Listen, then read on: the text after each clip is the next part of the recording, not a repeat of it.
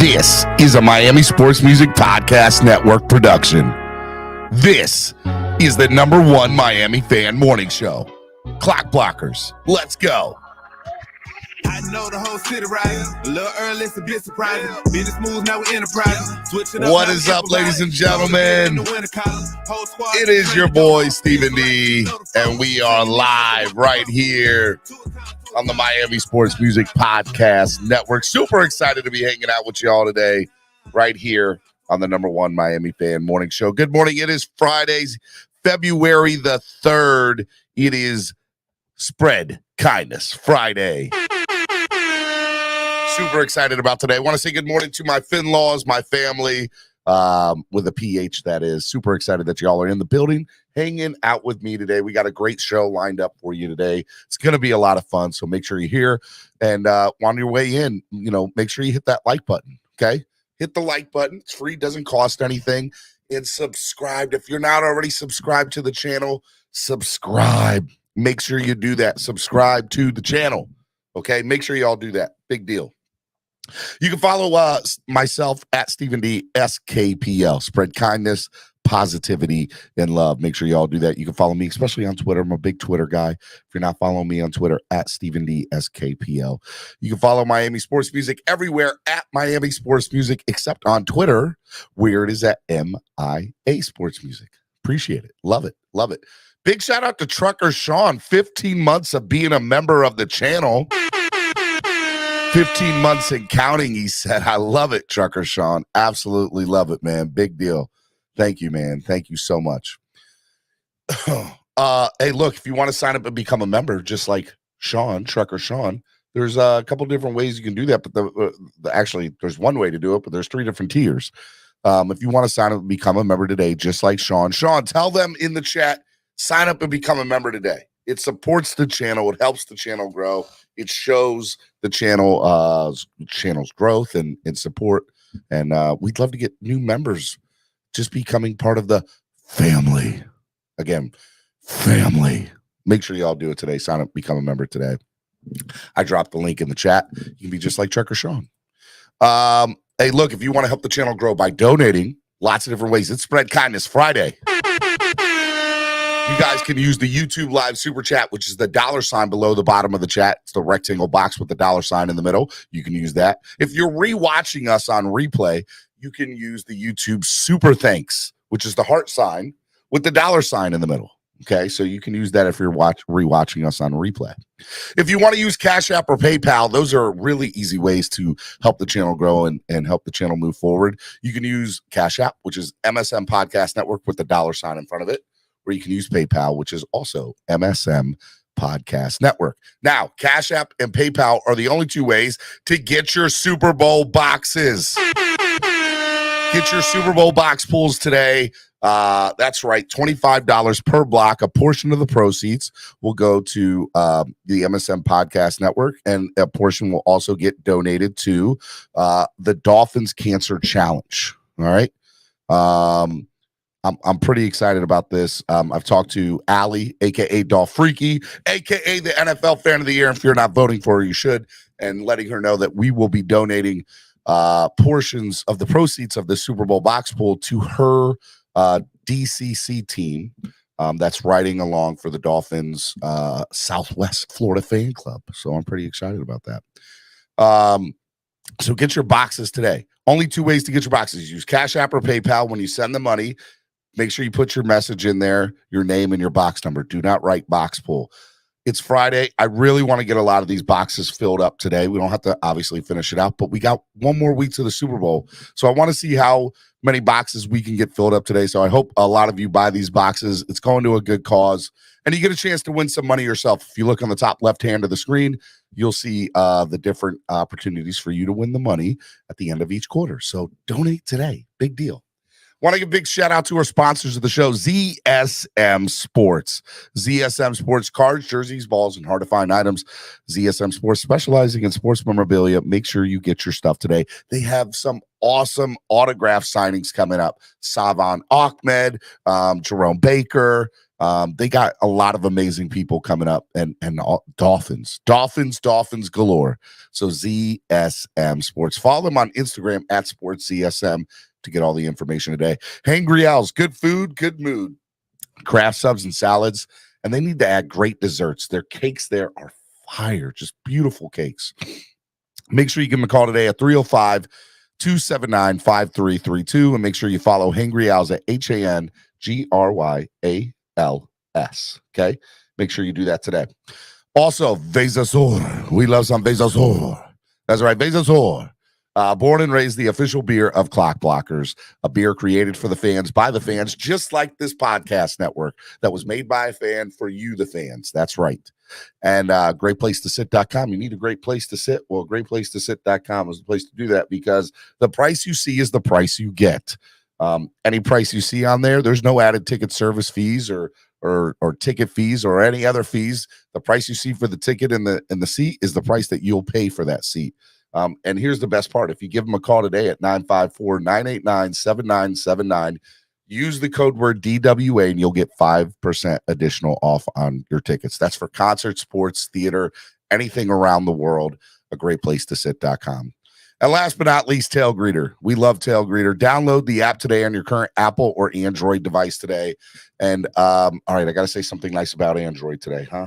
All right, what is something nice about Android that I haven't said yet? Man, you're making me come up 30 days of things to say something nice about Android. All my family, my mother, my wife, all my family has Android or has Apple. Excuse me. They all have Apple. They are not me, and they're not Android people. So Apple has my family by the chokehold. Okay. So I guess that's nice for them. Good for them. I said something nice about Apple today. There you go. That's my one nice thing I'm saying about Apple today. All right, today is Spread Kindness Friday. We're going to talk Dolphins news, Vic Fangio, Chris Grier, Matt Applebaum. We're going to get into all that today. We're going to have Cameron 954 from East 32 Dolphins Tailgate. He's going to be on in about 10 minutes, 10, 15 minutes he'll be on. So we'll be good. Let me say hello to the people in the chat this morning, actually. I got Fangio's Foley's 2023. I'm pretty sure that's Mark, I think, if that's Mark. Hello, Mark. Bills Mafia, you sir. Adam Sadowski, Canes 1989, Chef Shoe, Cesar Diaz, Seal, Von Joe, my man Von Joe. Morning Finn's family, morning chat, and Stephen D. SKPO. Love it. Or it's Mike K. I'm sorry, man. Well, I'm sorry. I don't think that was nice, Stephen. I'm sorry, Clemente. I apologize. What else I got to say? Trucker Sean is in the building. Anthony Manzano. Who else I got up in here? Triple S Podcast is in the building. Canes 1989. I think that might be it. Charles, diehard Dolphin fan, became a member. Let's go. New member to the channel. Love it, man. Charles, welcome to the family. To the family, Charles. Welcome to the family. Love it. Love new members to the family. Let's see here. What did you say, Vonjo? Stephen D is the only one because Green Bubble's in the family chat. We will kick you out of the family chat for being an Android user. No lies told there. It's funny because I have to get my wife or my daughter's tablet. She's got an Apple tablet, and to call like FaceTime her mom or my mom, her grandma, because I don't do it on my phone. My wife's like, oh, if you had an iPhone, you could do these things. Never gonna happen. No iPhones here. I'm not saying anything mean. I'm just saying no iPhones here for me. Okay, that's what I'm saying. Bob Young is in the building. Bob Young, David Torino, Todd Liberto. He said Mark went on a milk carton after Buffalo knocked out of the playoffs. Man, that sounds true though. It's called an iPad, not an Apple tablet. Well, y'all get real technical this morning. Steven, join Apple, you won't have that issue. Okay. Okay. How about no? How about no? Shots fired. Who else have we got up in here this morning? Anybody else in here? Steven, I'm coming down to Maryland tomorrow. I brought a new pickup truck. You should let me know where you're going to be at, man. Where you coming to, Trucker Sean? Would love to see it. Steven, I had Androids for years. I met my girlfriend who was an Apple person, and now, a long story short, I have an Apple. Oh, you gave up that quick, Cesar? You said, oh, lady, you're so amazing and beautiful and wonderful. I will switch to Apple for you. I've been married to my wife for 13 years, cuz, and I ain't never gone to Apple. Cesar, you got a girlfriend for a short amount of time, and you switched over. You weren't a real Android user anyway. I've been married for 13 years and never switched. She ain't about to get me. It ain't never gonna happen. Never. I'm disappointed in you, Cesar. Just disappointed. I'm not mad. I'm not upset. I'm just disappointed in you. My Apple phone told me your mad Apple bomb is gone. Good morning, everyone. Pete Steak says. By the way, y'all should hit the like button. Like it. Like it. Cesar says, shame. I know, bro. I know. I love it this morning. This is a nice little chat this morning. I missed y'all. I haven't really talked to y'all in a while. I've just been doing my show. I haven't said hello. I haven't asked how you all are doing. This is the #1 Miami fan morning show, Clock Blockers, right here on the Miami Sports Music Podcast Network. Some just little news and notes to get the morning started. Joe Mixon, the running back for the Cincinnati Bengals. Yeah. Did you all see that story? Crazy story. Crazy story. Joe Mixon reportedly brandished a 9mm firearm after a woman rejected his advances, stating, I only date men who get 20 or more yards in the championship game, somebody wrote on Twitter.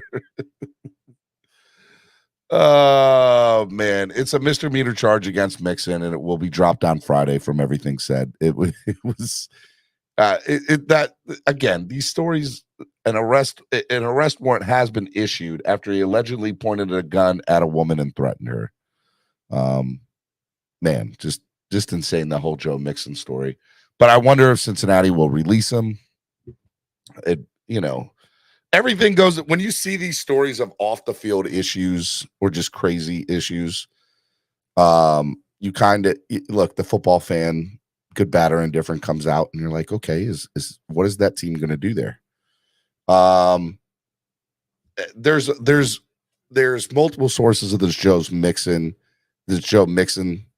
incident. I don't know what's going to happen, but it sounds like there's more details that are going to come out as the days come out with that. Pete said, I thought you'd be mad like Wednesday show after hearing Applebaum was gone. Instantly, I thought of you, Steven. I'll get to the Matt Applebaum situation. I know a lot of you want me to talk about it. I just wanted to talk about non-Dolphin stuff at the beginning of the show. That's what I did. Anyways, all right. So Cameron is going to be on a little after 10ish. So you just got me for the next 15 minutes, probably 20 minutes. All right. Why not? You guys want me to talk about it? I'll talk about it. I wasn't going to get to it till later. Although, you know what? There is one more story I wanted to talk about before I get to it. So this week, I was talking about Tony Romo and how I felt watching the Dolphins-Bills game. I was like, man, he was very pro Josh Allen. He just seemed like when he first came out, those first year or two, I enjoyed listening to him. I did. After this Bills-Dolphins game, I couldn't stand listening to him. Well, now there's a report that CBS attempted an intervention with Tony Romo during the offseason, but things did not get better.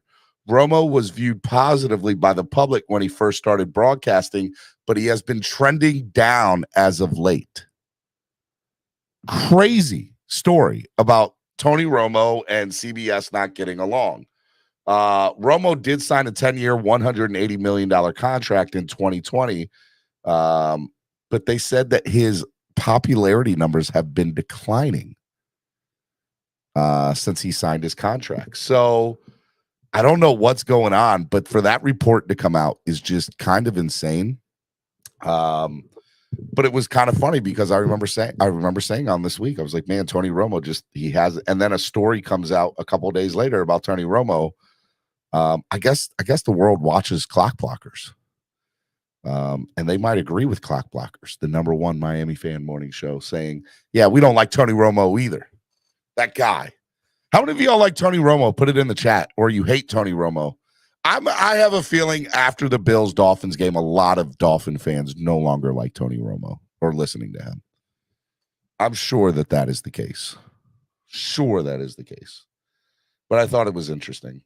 And I don't know what's going to happen with that. So I don't know.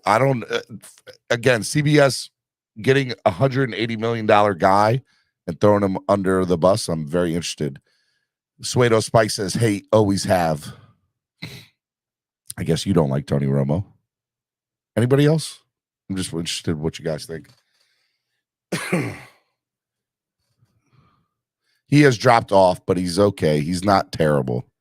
Would you rather listen to Chris Collinsworth or Tony Romo? I guess that's the real question. Chris Collinsworth or Tony Romo? I personally like Chris Collinsworth, but I know a lot of you do not like Chris Collinsworth, which I don't know why. I don't need someone to call out the play before it happens. He does do that, or at least he did in the beginning. I thought Romo was talking up Skyler. I like him as a broadcaster, Flipside said. I can see that. He's also been irritating me, and I did also like him before, yes, on the Dolphins game, and didn't even want to hear his voice. Tony Romo is legit. He talked too much over Bob Costas, and I don't like him either. You mean Jim Nantz? But I understand Bob Costas and Jim Nantz, both old white sports broadcasters. I guess I could see how you get that mixed up, Trey. Chris Sims is the best. I hate Joe Buck. F Buck baller. I like Joe Buck doing baseball. It was weird listening to the World Series without Joe Buck. I'll give you that. Romo is fine. He did the same thing with Mahomes and Burrow. I don't like Collinsworth. Romo can ride dudes nuts, but he's still that dude as a commentator. Tony over Collinsworth every day. SoCal said, y'all really don't like him? Man, that's insane. All right, let me get to the Dolphins news. So yesterday in the afternoon, sources confirmed that the Dolphins have parted ways with offensive line coach Matt Applebaum. So the first thing that came to mind was I remember saying hot take. You guys know how I am with my hot takes. Matt Applebaum will be the Dolphins' biggest offseason acquisition. Matt Applebaum came from Boston College. Not a big college program, but they had a top 10. They had a top 10 in all of college football running game. And he was the offensive line coach there from Boston College. And I thought that, I was excited about it. I was definitely excited about it. And I said, he's going to come in here. He's going to make a difference. So Barry Jackson, after this news broke, also said, and I don't think I realized this, he said, Dolphins will have the 9th new offensive line coach in 10 years. Team has 3 very good starters in Armstead, Williams, and Hunt. Grier remains invested in Liam and Austin, and they'll have a chance to compete for the starting jobs again. And Rob Jones, very solid as the 6th signed O-line. 9 offensive line coach in 10 years. And we wonder why, as a franchise, our offensive line has never been anywhere close to being good, with the exception of maybe 1 or 2 times over the last 25 years. And even then, it was a puzzle piece of a line put together. Man, I have to say, I was very surprised to hear the Applebaum news. I wonder if there's more to the story than meets the eye. I hope that there's not. But I'm interested to know where they go from here because, the news I was wondering or was thinking that I was going to see in the next few days was Danny Crossman, the special teams coordinator. We were at the bottom of special teams the last couple of years after having Darren Rizzi for a decade. Danny Crossman comes in here and he's not that good, right? Or at least the special teams isn't. So I was surprised about that. But Danny Crossman and McDaniel are very close, so I guess I see why he still has a job. But Applebaum, I'm not sure why they let him go, and I would be very interested to know why they did. And if they say it was purely for a football move, I mean, I guess it's justified. Their offensive line wasn't that great, but it's not like they didn't have their share of injuries either. And if they think that they're, they like who they have, it's I don't know. I have no idea why he got the boot. And 9 offensive linemen in 10 years. So the person that is the offensive line coach just kind of knows if you go to Miami, yeah, I'm not going to make it a year here. So I'm not sure where they go. Do they go out and get a big time? Look, I thought of this yesterday. I doubt it happens, nor do I really maybe even want it to happen. But I thought about it. Joe Philbin. The one knock I cannot give, I can give knocks on Joe Philbin on many, many different things. The one thing I can't is he's a really good offensive line coach. Now, when he was here, our offensive line sucked, but he was the head coach, and he was a horrible head coach, absolutely atrocious head coach. But could he fix our offensive line? When he first got to Dallas, those first couple of years in Dallas, Joe Philbin had a really good O-line. Let's call it what it was. But they just revamped that entire offense in Dallas. I'd be interested to know where they go. Are they going to if they bring in somebody like, I see Cap for Life says Bill Callahan from Cleveland. Bill Callahan, I think, was a former head coach too. I'd be interested to know where they go on the offensive line, on the coaching side, because I think getting rid of Applebaum personally, I'll say it because I had a lot invested in him. That's a mistake. That's a mistake. Unless you're going to replace him with somebody who has major experience as an offensive line, coach, it's a mistake. Now, could somebody like Joe Philbin come here and make a big difference on the O-line? If he comes in here with the mindset of your job is to get this O-line together, he's got a track record proven that he's one of the best offensive line coaches in all of the NFL. That's why that man has consistently kept a job in the NFL. I don't know. We'll have to see. But I would be very interested to know where Joe Philbin ends up. And I don't know where Applebaum goes. So I was very surprised with the Applebaum news. I was disappointed, and I was very surprised when I saw it was 9 offensive line coaches in 10 years. I mean, that's just a lot. That's a lot of O-line coach for a position that we have been perennial losers in. We have had crap offensive lines for over a decade plus. My opinion, 20 years. And I mean, 9 offensive line coach in 10 years. I don't know how many times I can say that without understanding of you're never going to get better without consistency. The one thing you can say about teams that are consistently good is they're consistent. They're consistent with their personnel. They're consistent with their play calling. They're consistent with their coaching. And I thought McDaniel had everything on the offensive side on lock. I was like, okay, he's happy with what he's got. So I was very surprised with that news yesterday. And it made me think. And then yesterday I read the Tallahassee had a Patrick Surtain interview. So Patrick Surtain took the job to be the defensive backs coach at Florida State. And he said in this interview a couple of things that contradicted each other. The first thing he said, Patrick Surtain said in this interview, he said something to the effect of, if this was any other coaching job in college football, I wouldn't have taken it.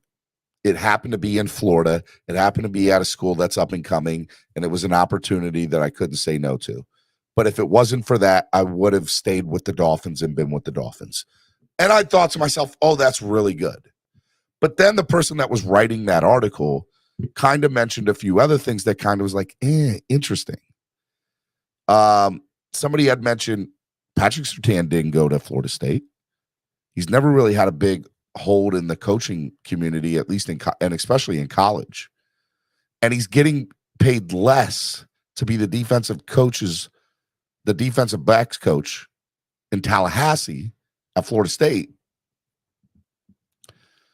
And he's 5.5 hours away from his home in South Florida in Miami. So he took a job for less money, far away from home, 5.5 hours, mind you, to leave the Dolphins. That was more money. He got paid more with the Dolphins. And I was like, is there more to that story than meets the eye? And it made me go back to the Gerald Alexander situation. So, look, I'm not saying there is an issue. I'm saying there in that you go read it. It's in the Tallahassee, the newspaper online article. I saw that things that contradicted each other. He said, if it was any other job, I wouldn't have left the Dolphins. But at the same time, you did leave the Dolphins to go 5.5 hours away and for less money. So I don't know. And it makes me think about this Matt Applebaum situation. Because Matt Applebaum was very highly regarded, in the offensive line community, and especially in college. He had Boston College as a top 10 program on the running side of the ball. That offensive line was top 10 in all of college football. And it was at Boston College. Think about all the places around college football, and he had top 10. So there are things, the Gerald Alexander situation, this situation with Applebaum, now Patrick Surtain. Is it Grier? Is it McDaniel? Are they just trying to plug in pieces and see what works and what doesn't? I'm very happy with the Fangio news. Fangio excites the hell out of me. But there are some red flags about some certain things. And for me, there's small things, but small things add up to big things. And 9 offensive line coaches in 10 years is not even a small red flag. That's a big red flag. So I'm interested to know where they go. I think Joe Philbin definitely could be somebody that they should look at.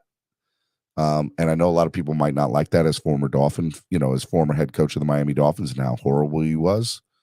Ian Baller said Gerald got fired. Surtain didn't get fired. He left.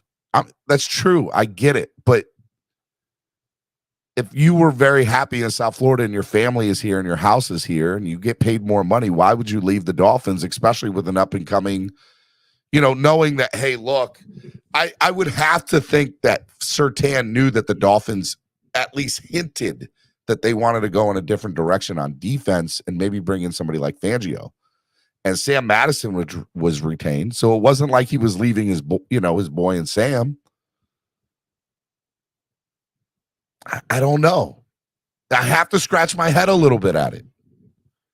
But in there, he does state verbatim in the interview, if it was any other college program, I never would have left. I would have stayed with the Dolphins.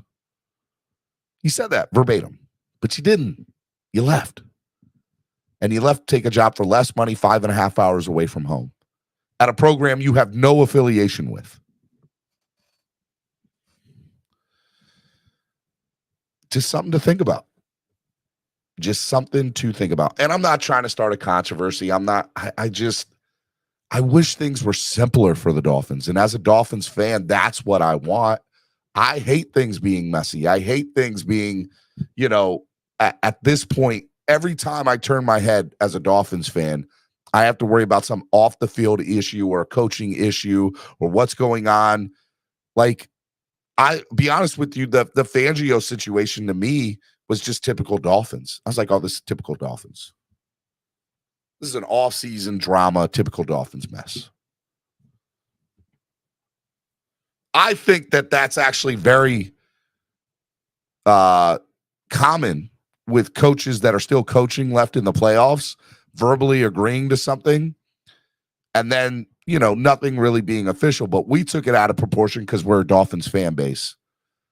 And that's what we do. We take everything out of proportion.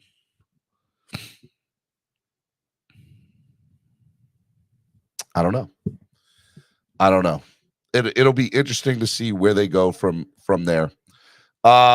One of the other things that I thought was interesting, Albert Grier yesterday, or actually today, said the Dolphins are doing a 3-year deal with Vic Fangio that'll pay their new defensive coordinator more than $4.5 million per year. Okay. Was always going to be competitive, luring Fangio, and Miami was willing to compete. So I did some research, a little bit of research. I wasn't able to go do a deep dive, but the little bit of research I was able to do, Vic Fangio, if I'm correct and I read this correctly, is the highest paid non-head coach in the history of the NFL. I'm pretty sure that's correct. I could be wrong. And again, I did the research on it. I know he's the highest paid coordinator in all of football right now. $4.5 million a year. He's the highest paid coordinator in all of football. That's public that we know of. And I want to say in the history of football, he is. So, yeah, $4.5 million per year. So some people, yesterday on social media were like, oh, he chose the Dolphins over the 49ers or Denver or whatever. And there might be some truth to that, right? I don't think he was going to go back to Denver because he was the head coach there, and he had a bad breakup with Elway. I didn't think there was any way he was going back there with Peyton. And then, Josina Anderson allegedly said that the 49ers situation with him was they were, not being transparent with the situation of what they wanted and that they wanted to talk. He wanted to be the only guy that they coveted. And they're like, no, we're going to talk to other people. And he's like, well, I'm not waiting. I've already kind of made a verbal decision from what I have heard. So did Fangio really pick that? Or did he pick the Dolphins because he got overpaid? And I don't know what the answer is. I know Fangio's the guy that I wanted from the get-go. And I'm glad that Grier did everything. Grier and Ross opened up his checkbook. Grier said, what do you want? And at $4.5 million per year, I guarantee you a few things. Number one, he has personnel decisions on defense. There is no way you're paying an assistant coach $4.5 million a year to, by the way, to live in one of the best cities in all of America and have no state tax. So, man, he's making bank. There's no way you're doing that and then saying, oh, by the way, we're still going to, no, he's going to have personnel decisions. Now, here's the other thing. With great money, with a high amount of money comes great responsibility. And from my fan standpoint, I guarantee you a couple things. If the Dolphins don't I think you can get away with a top 15 defense this year. But I have a feeling that if the Dolphins don't have a top 10 defense, fans are going to be like, what are we paying Vic Fangio $4.5 million a year for? Guarantee you the fan base will say that. We pay somebody $4.5 million a year, he better come in here and wrinkle his nose like, bewitched and make the defense top 10 day one. That's not fair to him. But man, with $4.5 million, you don't think the fan base is going to want that? Come on now. They better see a big night and day difference from last year to this year coming up. So am I tripping or they never released McDaniel's salary? Triple S, I think, all right, so again, part of my deep dive this morning, or what I was able to do, is I tried to look up McDaniel's salary. I could not look up McDaniel's salary. But I have a strong suspicion, nothing more than a strong suspicion, but a strong suspicion nonetheless, that Fangio gets paid more than McDaniel. I think Vic Fangio gets paid more than Mike McDaniel.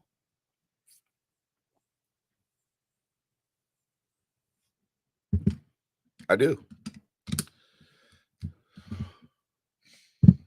And if that is the case, I'd like to think McDaniel wouldn't be mad, but I don't know. Is that something that might come down the wire later that he feels some type of way and ego got involved. This could be a recipe for a disaster down the road if it doesn't work out the way we hope it works out. Clemente 342 says it's $1 less than Mike. I mean, and that could be true. Cruz Ruiz, I counter your assumption. I know he's the highest paid coordinator in the history of pro football. That much I know. And I also am pretty sure that he's getting paid more than Mike McDaniel. Because if you're paying Mike McDaniel, like Mike McDaniel was just happy to be considered to be a head coach, they could have paid him, hey, we're going to pay you $2 million a year. Whatever it is. I have no idea what McDaniel gets paid. Just want to throw that out there. But it would not surprise me one iota if Fangio's making more than him. And we know for a fact pretty much that he's the highest paid coordinator ever. So people get funny when it comes to money. That's what I'm talking about, G. I agree. Which is why I say down the road, this could be, if they don't win football games, oh my God, it will be a recipe for disaster. 100%. Jose Valdez says, Steven, this fan base will always have something to bitch about something, so don't act like you'll be surprised if we do. No, I'm not saying I'll be surprised if we do. I'm just telling you what's going to happen as a fan. A person in lower ranks shouldn't make more money, in my opinion. I disagree with that. I 100% disagree with that. You get paid what you're worth, right? Is Mike McDaniel the best head coach in the NFL? No. Is he a top 15 coach in the NFL? Probably not at the moment. So if you look at, but is he one of the best offensive minds in the NFL? Yeah, that probably can be considered true. But if he's the head coach, should he get paid like a head coach or get paid like an offensive coordinator? Because he's calling the plays. Chase one. In my opinion, he should get paid like whatever he is head coach-wise, which, if I'm honest, I think he's probably 14th, 15th, 16th, maybe 17th best head coach in the NFL right now. So I'm not sure what the highest paid head coach gets and what the lowest paid head coach is. But if they paid Brian Flores $500,000 per year, which G's saying they are, G's saying that they paid Brian Flores $500,000 per year, I gotta think they're not paying Mike McDaniel more than 1.5, maybe 2, and that's a stretch, straight stretch. So let's say 1.5 at the most, 1.75. We'll hear it between the two. 1.75. Right? His defense coordinator is getting paid more than him. And and Fangio is, for all intents and purposes, maybe the best defensive coordinator in the NFL. If not one of the top 3. But you're going to get paid like the best because, A, we got to overcompensate for what we don't have, which is, let's call it what it is, and a very well-run organization, which we are not, or our track record shows we have not been. So what are the Dolphins supposed to do at that point? Well, we got to overpay you because we want you to come here. So that's what they did with Fangio. So yeah, if that is true, that Flores got paid $500,000 per year, then there's no way, shape, or form that McDaniel may have gotten paid double that at the most, maybe. I said 1.75. I think I was overshooting then. So yeah, he's definitely getting paid more than the head coach. Head coaches usually start at 3.5. I don't know about that. Again, I don't know what he makes, but overpaying thing I get. Belichick is the highest paid head coach at $20 million per year. Belichick is also the GM and president of football operations and is the most winningest Super Bowl quarterback or head coach in the history of football. That's why he gets paid $20 million per year. John R says Flores got like $3 million a year. No way they paid him 1.5. Believe Flo was paid $3 million per year. Okay. Is that confirmed?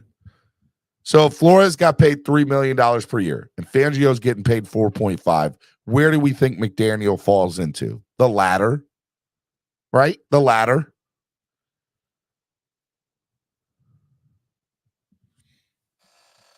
I think he gets paid the latter personally. They didn't have to recruit him to come here. They didn't have to overpay McDaniel. McDaniel was getting no other offers to be the head coach. In theory, they might have paid him less than Flores.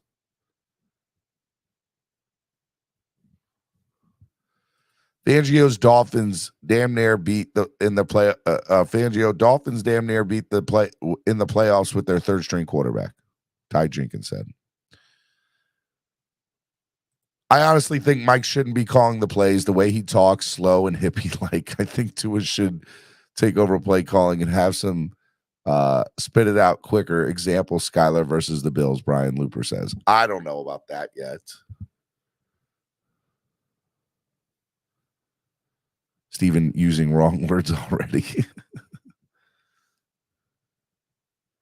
Steven having a heated discussion with the wife. She says that Fangio shouldn't be paid more than McDaniel. I say it doesn't matter. I don't think it matters. I don't think it matters to McDaniel. McDaniel, all right, so here's how it doesn't matter. If Chris Grier and Mike McDaniel and Vic Fangio are all in the same room and they all have one goal on their mind, which is winning a Super Bowl, then it does not matter. If Fangio said, this is what I need to come here, and McDaniel said, okay, I want him here. If you're going to come here and work your ass off, so like whatever you want, we'll get it for you. Then it will not matter. But if Fangio is making more money than Mike McDaniel and they are not winning games and their defense doesn't improve significantly, not saying it needs to be a top 5 tomorrow. I'm saying significant improvement. 2 things I don't see happening. Number one, we saw this year when McDaniel came down the line, we saw on multiple occasions in the game, y'all need to clean this shit up. You saw the mouth wording. He said that to Boyer. So he could not focus on it. I don't think we're going to see that from him to Fangio. He's going to shut up on it. No matter what's happening, he will be on the sideline shutting up. McDaniel cannot say anything to Fangio, and he won't. Fangio is going to be the head coach of the defense. McDaniel will be the head coach of the offense and also be able to say when they take timeouts and do replays. And that's about as close as you're going to get to 2 head coaches on a team is what we have right now. And I do wish they would address Danny Crossman, but I don't see that happening. So if they can come to a decision, here, hold on. Big Time 666. According to sites such as Player Bio, the net worth of Brian Flores is $5 million, who during his time with the Dolphins had an annual salary between $500,000 and $3 million. And that was February 23rd of 2022. So if he had somewhere between a salary between $500,000 and $300 million, how much do we think McDaniel got? I'm not sure. We'll have to see. All right, ladies and gentlemen, it is Spread Kindness Friday. If you haven't done so already, hit the like button and subscribe to the channel. Over 170 of y'all watching this morning. Let's go. Hit the like button. Want to remind y'all before I bring in my co-host for the day and we get down and dirty with this conversation a little bit more, we are doing Super Bowl box pools. It's $25 per block. A portion of the proceeds will go to get donated to the Dolphins Cancer Challenge. So you can send your money in through Cash App or PayPal. When you send in the money, make sure you put your name in with the box numbers, and I will update this my earliest convenience as we go along. So get your Super Bowl box numbers. It's going to a good cause like the Dolphins Cancer Challenge. All right. Let me bring in my co-host for the day, Spread Kindness Friday, my brother from another mother. Although he is a Michael Jordan fan, and I got so many things to say about that. I am wearing my Heat hat today, my 2012 NBA Champions Heat hat. Ladies and gentlemen, Cameron 954. All honor the greatest basketball player ever to step foot up. LeBron, baby. LeBron. The man Let's go. right there. Good morning. Happy Spread Kindness Friday. Happy Spread Kindness Friday to you, man. How you doing? Good, man. I guess the Dolphins are spreading a lot of kindness to Vic Fangio, huh? $4.5 million worth, and that's kind of what we're talking about today. From everything that we have read, Fangio is the highest paid coordinator in the history of the NFL. Leave it to Mr. Ross, right? 100%. 100%. And listen, he had to overpay. He had to overpay because, Fangio, number one, his girlfriend lives in San Francisco. There's an open opportunity in San Francisco. So you really had to, pry him away from that opportunity because you knew that was coming. And then, he's been boys with Frank Reich for forever. And Frank Reich is the new head coach in Carolina. Yep. And, allegedly Frank Reich was pressing him hard to come there. And him and Sean Payton have been friends, almost best friends for years. Yeah, but that's not going to happen. Why would they bring it? Why would he go back as a man to a position he was fired from? Well, that's what I said. That's what I said. I said him and Elway had a horrible breakup. Like that was a bad breakup. So there was no way he was going back to Denver, in my opinion. All right. Well, then let me get your takes because we haven't heard from you. You've been super busy all week, so the people want to hear from you. What are your thoughts about Vic Fangio and the signing? Where do you see it? And your follow up to that will be, what do you think about Matt Applebaum getting fired yesterday? Number one, Applebaum. We wanted him to get fired, right? Like he was. I don't think so. I wasn't saying that. So. The offensive line has been underperforming, for quite a while. Last year, you could say, a lot of it had to do with injuries as well. But he was here for 3 years, right? He was hired by Flores, correct? Or 4 years? Yeah. And you can say Applebaum. No, yeah. Applebaum's 1 year. 1 year. He came with McDaniel, right? He came with McDaniel. He came over from Boston College from McDaniel. 1 year. They've had 9 offensive. We read this morning, according to Albert Grier, who tweeted this out, the Dolphins have had 9 offensive line coaches in 10 years. And who was the offensive line coach that was snorting blow in his office? Chris Forrester, who, by the way, still has a job, and I want to say he's in San Francisco. Yes! He's the offensive line coach in San Francisco. Yeah. Which is amazing because San Francisco's offensive line is pretty efficient. No doubt about it. And now I did bring this up as a potential replacement for Applebaum. And I know a lot of people aren't going to like the name, but Joe Philbin was fired by Dallas, and Dallas has 2 offensive linemen in the Pro Bowl this year. Although we don't care about the Pro Bowl, I get it, whatever. But I also want to say they were like first team All Pros too. But he's had a great track record as an offensive line coach. And there is precedent for former head coaches going back to the teams where they were head coaches of and being position coaches. So did we just talk about Fangio in that same, why would you do that? I mean, look, I'm not sure. I am not sure. But if I am McDaniel, I feel like Philbin fits the mold to be the O-line coach there. I do not want Joe Philbin sniffing anywhere around this damn team. Are you kidding me? So it goes back to the question, all right? So I said Applebaum, who was only here 1 year, mind you, took Boston College and made them a top 10 program in offensive line in all of college football. Boston College. So why after 1 year would you get rid of Applebaum?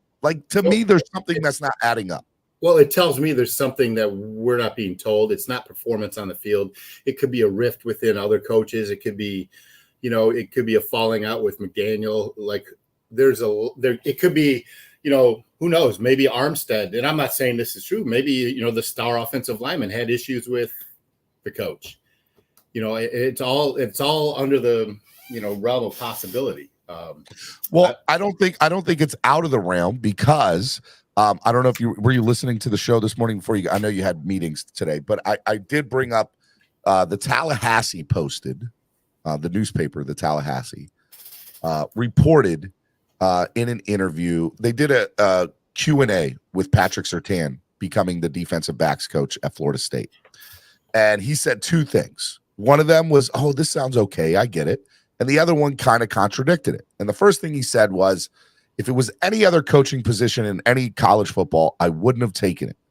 All right. If Wisconsin or whoever he said called or Notre Dame, I wouldn't have gone there. I wanted to be in Florida. But this particular situation was unique. It was Florida State. It's an up-and-coming program. Florida State defensive backs have a very good history of being great players, and this was just an opportunity I couldn't pass up. And I was like, well, I mean, he's right there. But then somebody had tweeted, he's like, he has no affiliation with that college program. He has no affiliation with that head coach. His family lives in South Florida, 5.5 hours away, and he's getting paid less than what he was getting paid for the Dolphins. So why is he going to Florida State? Yes, that is confirmed. No, you are not sure about that. I mean, what his contract from the university says. Okay. Well, what he's getting from those things are true. It goes back to your original point, and that's something that is a red flag for me, by the way. I'm not saying it's a huge red flag, but the Dolphins and the organization and like it goes back to Gerald Alexander, and I get that whole situation. He's from the Flores coaching tree, but I am interested. Like, why did McDaniel let him go? Is there more to the story, and is there a rift between some coaches? And is this something that 2 or 3 years from now we're going to find out all of it because something happened, something bad happened, and God forbid, knock on wood, that's the case. But it's not like we haven't seen these scenarios play out in Miami before, right? And I look at this and I'm like, my God, don't we have enough to fucking worry about and talk about and fret about and obsess about other than our quarterback? Mm-hmm. But no, we don't have. We need everything else to worry and talk about, Cameron. It's not just. It's the off season, right? And look, I get it too. That's why we're talking about it, right? But and it goes back to Fangio. Did Fangio choose us, or did we overpay and he couldn't turn down $4.5 million per year? And, in position, he had his choice, right? I don't think. What I think. He had his choice. He could have gone to San Francisco, gone to Carolina, Atlanta. I'm sure once those organizations found out what Ross was willing to pay Fangio, that they were going to come close. I think a lot has to do with the opportunity to win here. The haters will say that we're far off because we don't have a quarterback. And conversely, there's a lot of people out there that say that we're really close and maybe the defense held us back last year, to a certain point.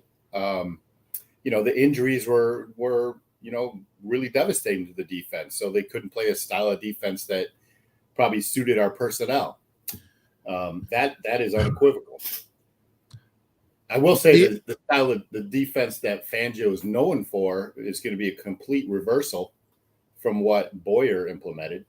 Complete reversal. 100%. 100%. Before we get onto the football side of things, I do want to get your thoughts.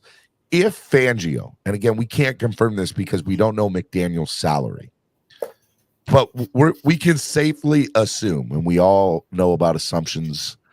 We all know what they are, but we can safely assume that he's probably making more than Fangio is. Is that something that could come back to bite them in the butt down the road? And how does McDaniel feel about that? How does McDaniel feel about it? I was thinking about this the other day.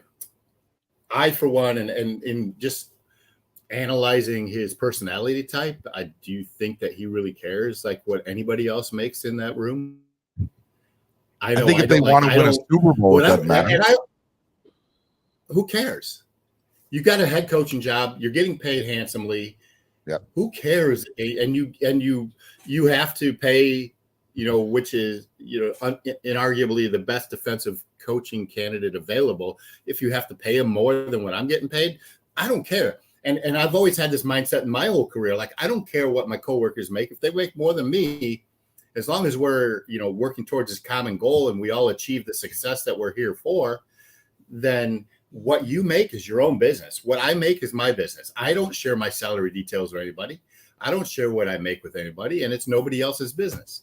the fact that these guys are in the public forum makes it kind of everybody's business and gives us something to talk about. But honestly, like I really don't think, McDaniel cares, or, because he's getting paid nicely not to care. Like who gives a damn? Like if he's making $3.5 million. I think winning cures all. I think winning cures all. And as long as they win football games, I don't think any of this conversation will be relevant. But then the question remains, can they win football games, and what is it going to take? I think people obsess over other people's salaries, especially when they're in the same profession or same line of work, because it's an ego-driven fret. It's an ego-driven worry.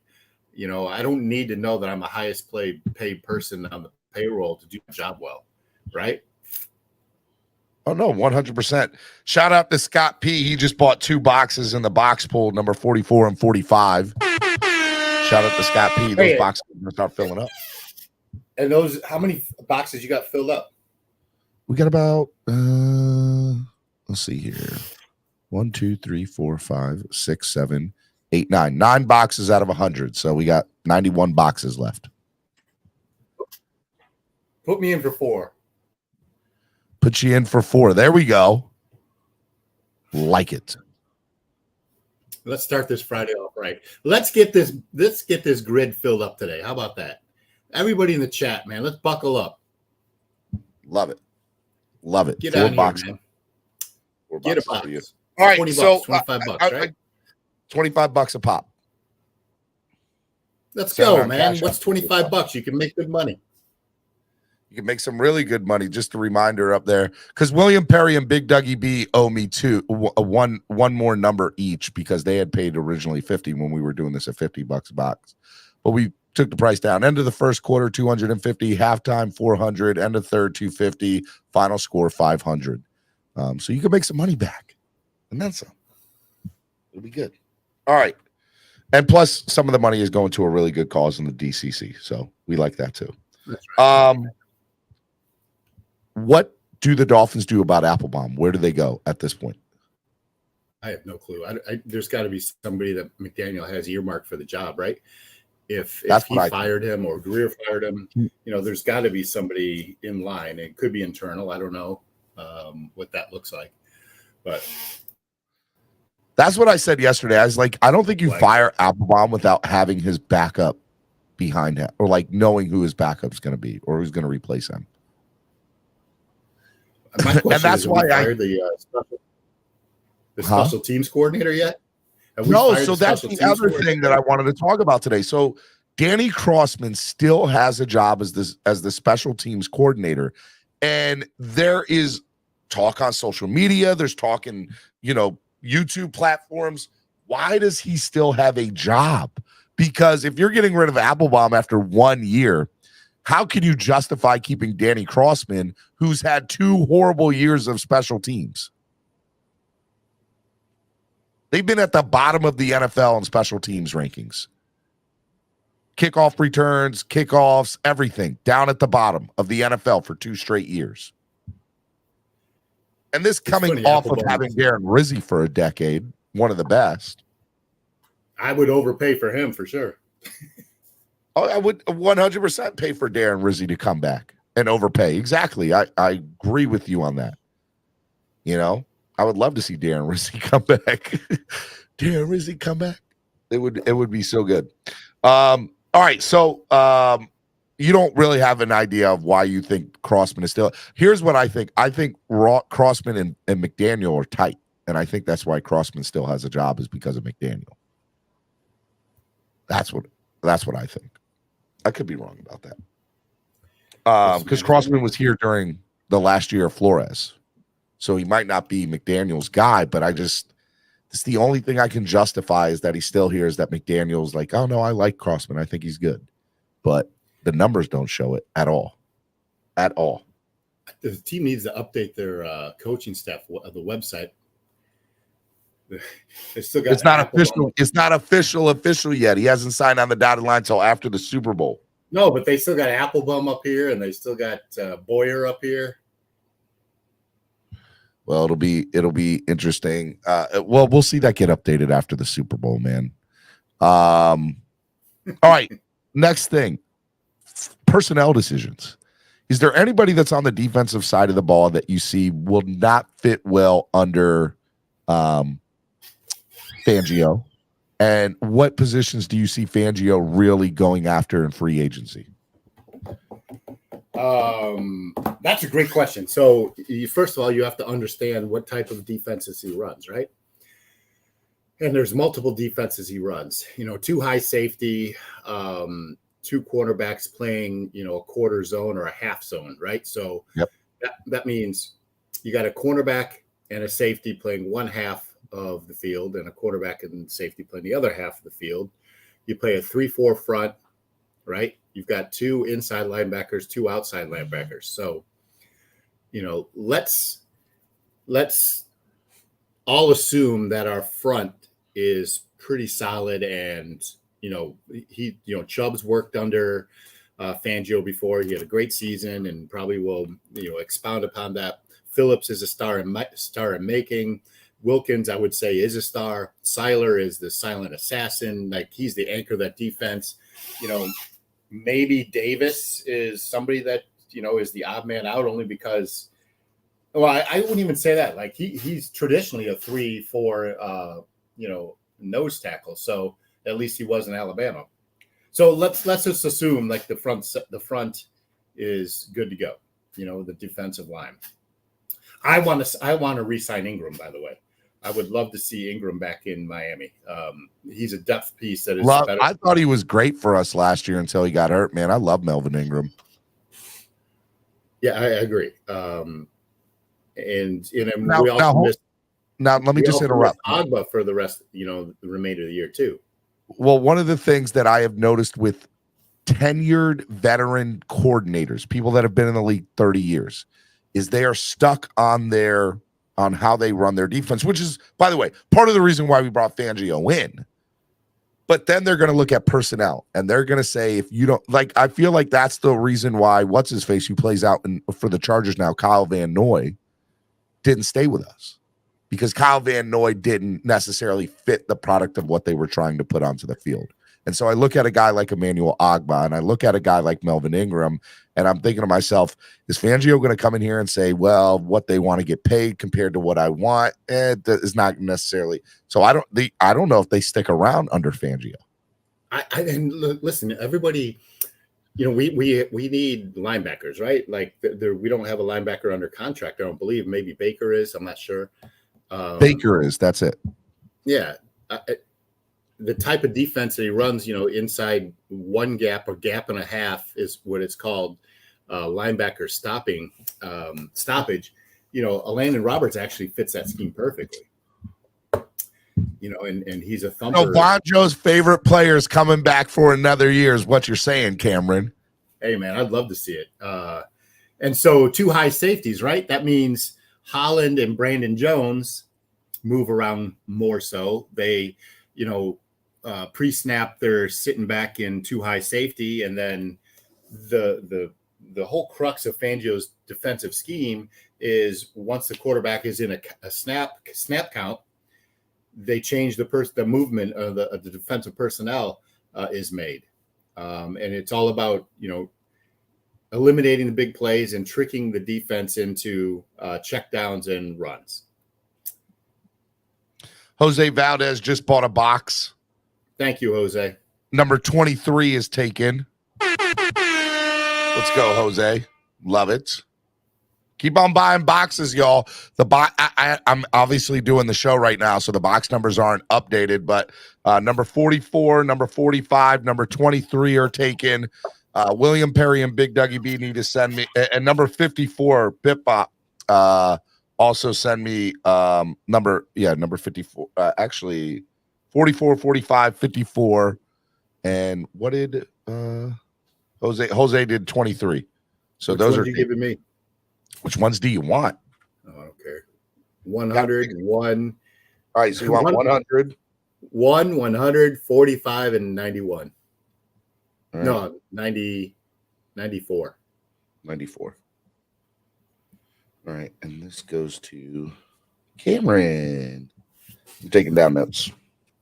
I will update it as soon as the show's over, and I will post it up on Twitter. So, guys, get your boxes in. $25 a box. Send it on Cash App or PayPal. Cash App or PayPal. You got to send it on Cash App or PayPal with the money. $25 per box. Sandy said Okay. she'll take 73. I see that. When she sends the money, the box number's in, and she's got it. I'll make sure she gets it. Boom. Let me ask you something else. So free agency. Veteran free agents, would they be willing to take less money to come here and play under Fangio? No. Is Fangio an attractive person? It doesn't matter who the coordinator is, the head coach is. If players aren't taking less money to go somewhere, especially if it's their second contract, right? Their window of opportunity to make money. And I'm generalizing this, and I think it's, I can say 99% sure. There might be an outlier here or there that goes to play with their buddy or plays for, a coach that they love or played for before. I can see that, but they're not taking discounts at all because it's their one time to make money. And remember, this money they're not contracts that last, forever. They're not 20-year contracts. You get paid for the life of that contract, and that's it. And you only get paid during the season. Game checks the paychecks are issued in game weeks. You don't get paid in the off season, by the way. Yeah, that's why bonuses up front are so attractive. Dolphin Don said I'm not going to keep changing. This is the last number I'm changing. Dolphin Don didn't say it yesterday. I haven't changed it yet. He said, I had 73, changed my number to 39. All right, I will do that for you, Dolphin Don. And then William Perry. Give me 2 seconds. Right. William Perry said to change his to give him 31 for his other box number. All right, William. And I want to say, what's his face? Where's it at? Well, Big Dougie B also owes me one more number. Okay, so make sure you guys send those in. Okay, next thing, I know Cameron walked away, but one of the things that makes me interested is the reason I asked that question about can Fangio recruit veteran free agents to come here at discounted prices. And I somewhat agree with that. I don't know if a coach is somebody that players will take discounts for to do it. But then I look at somebody like Tom Brady, and I know this is a weird, probably a question that answer itself. It's tough to compare Tom Brady to Vic Fangio. But why will veteran free agents come and take discounts to play with certain players but not certain coaches? I guess that's my question.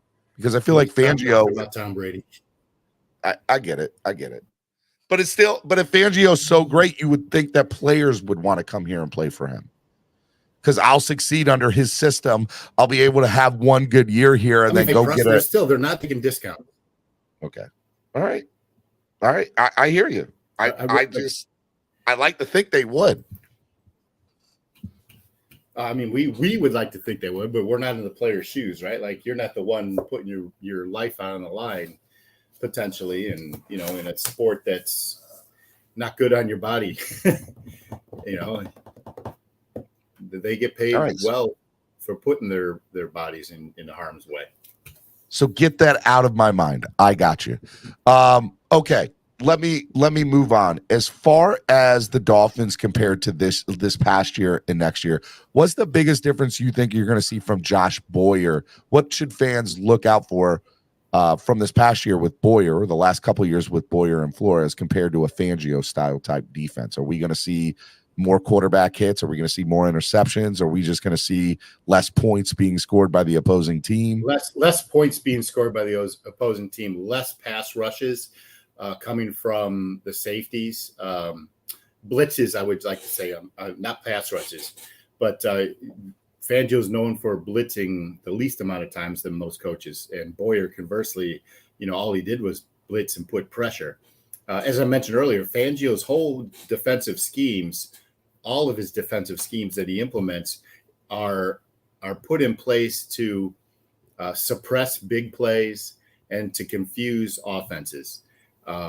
He stacks when the offensive line is stacked, or when the receivers are stacked. So if the receivers are playing three wide, with one on the short side. That one cornerback will play press, and the other 4 defensive backfields are on the right side of the field, or the strong side of the field.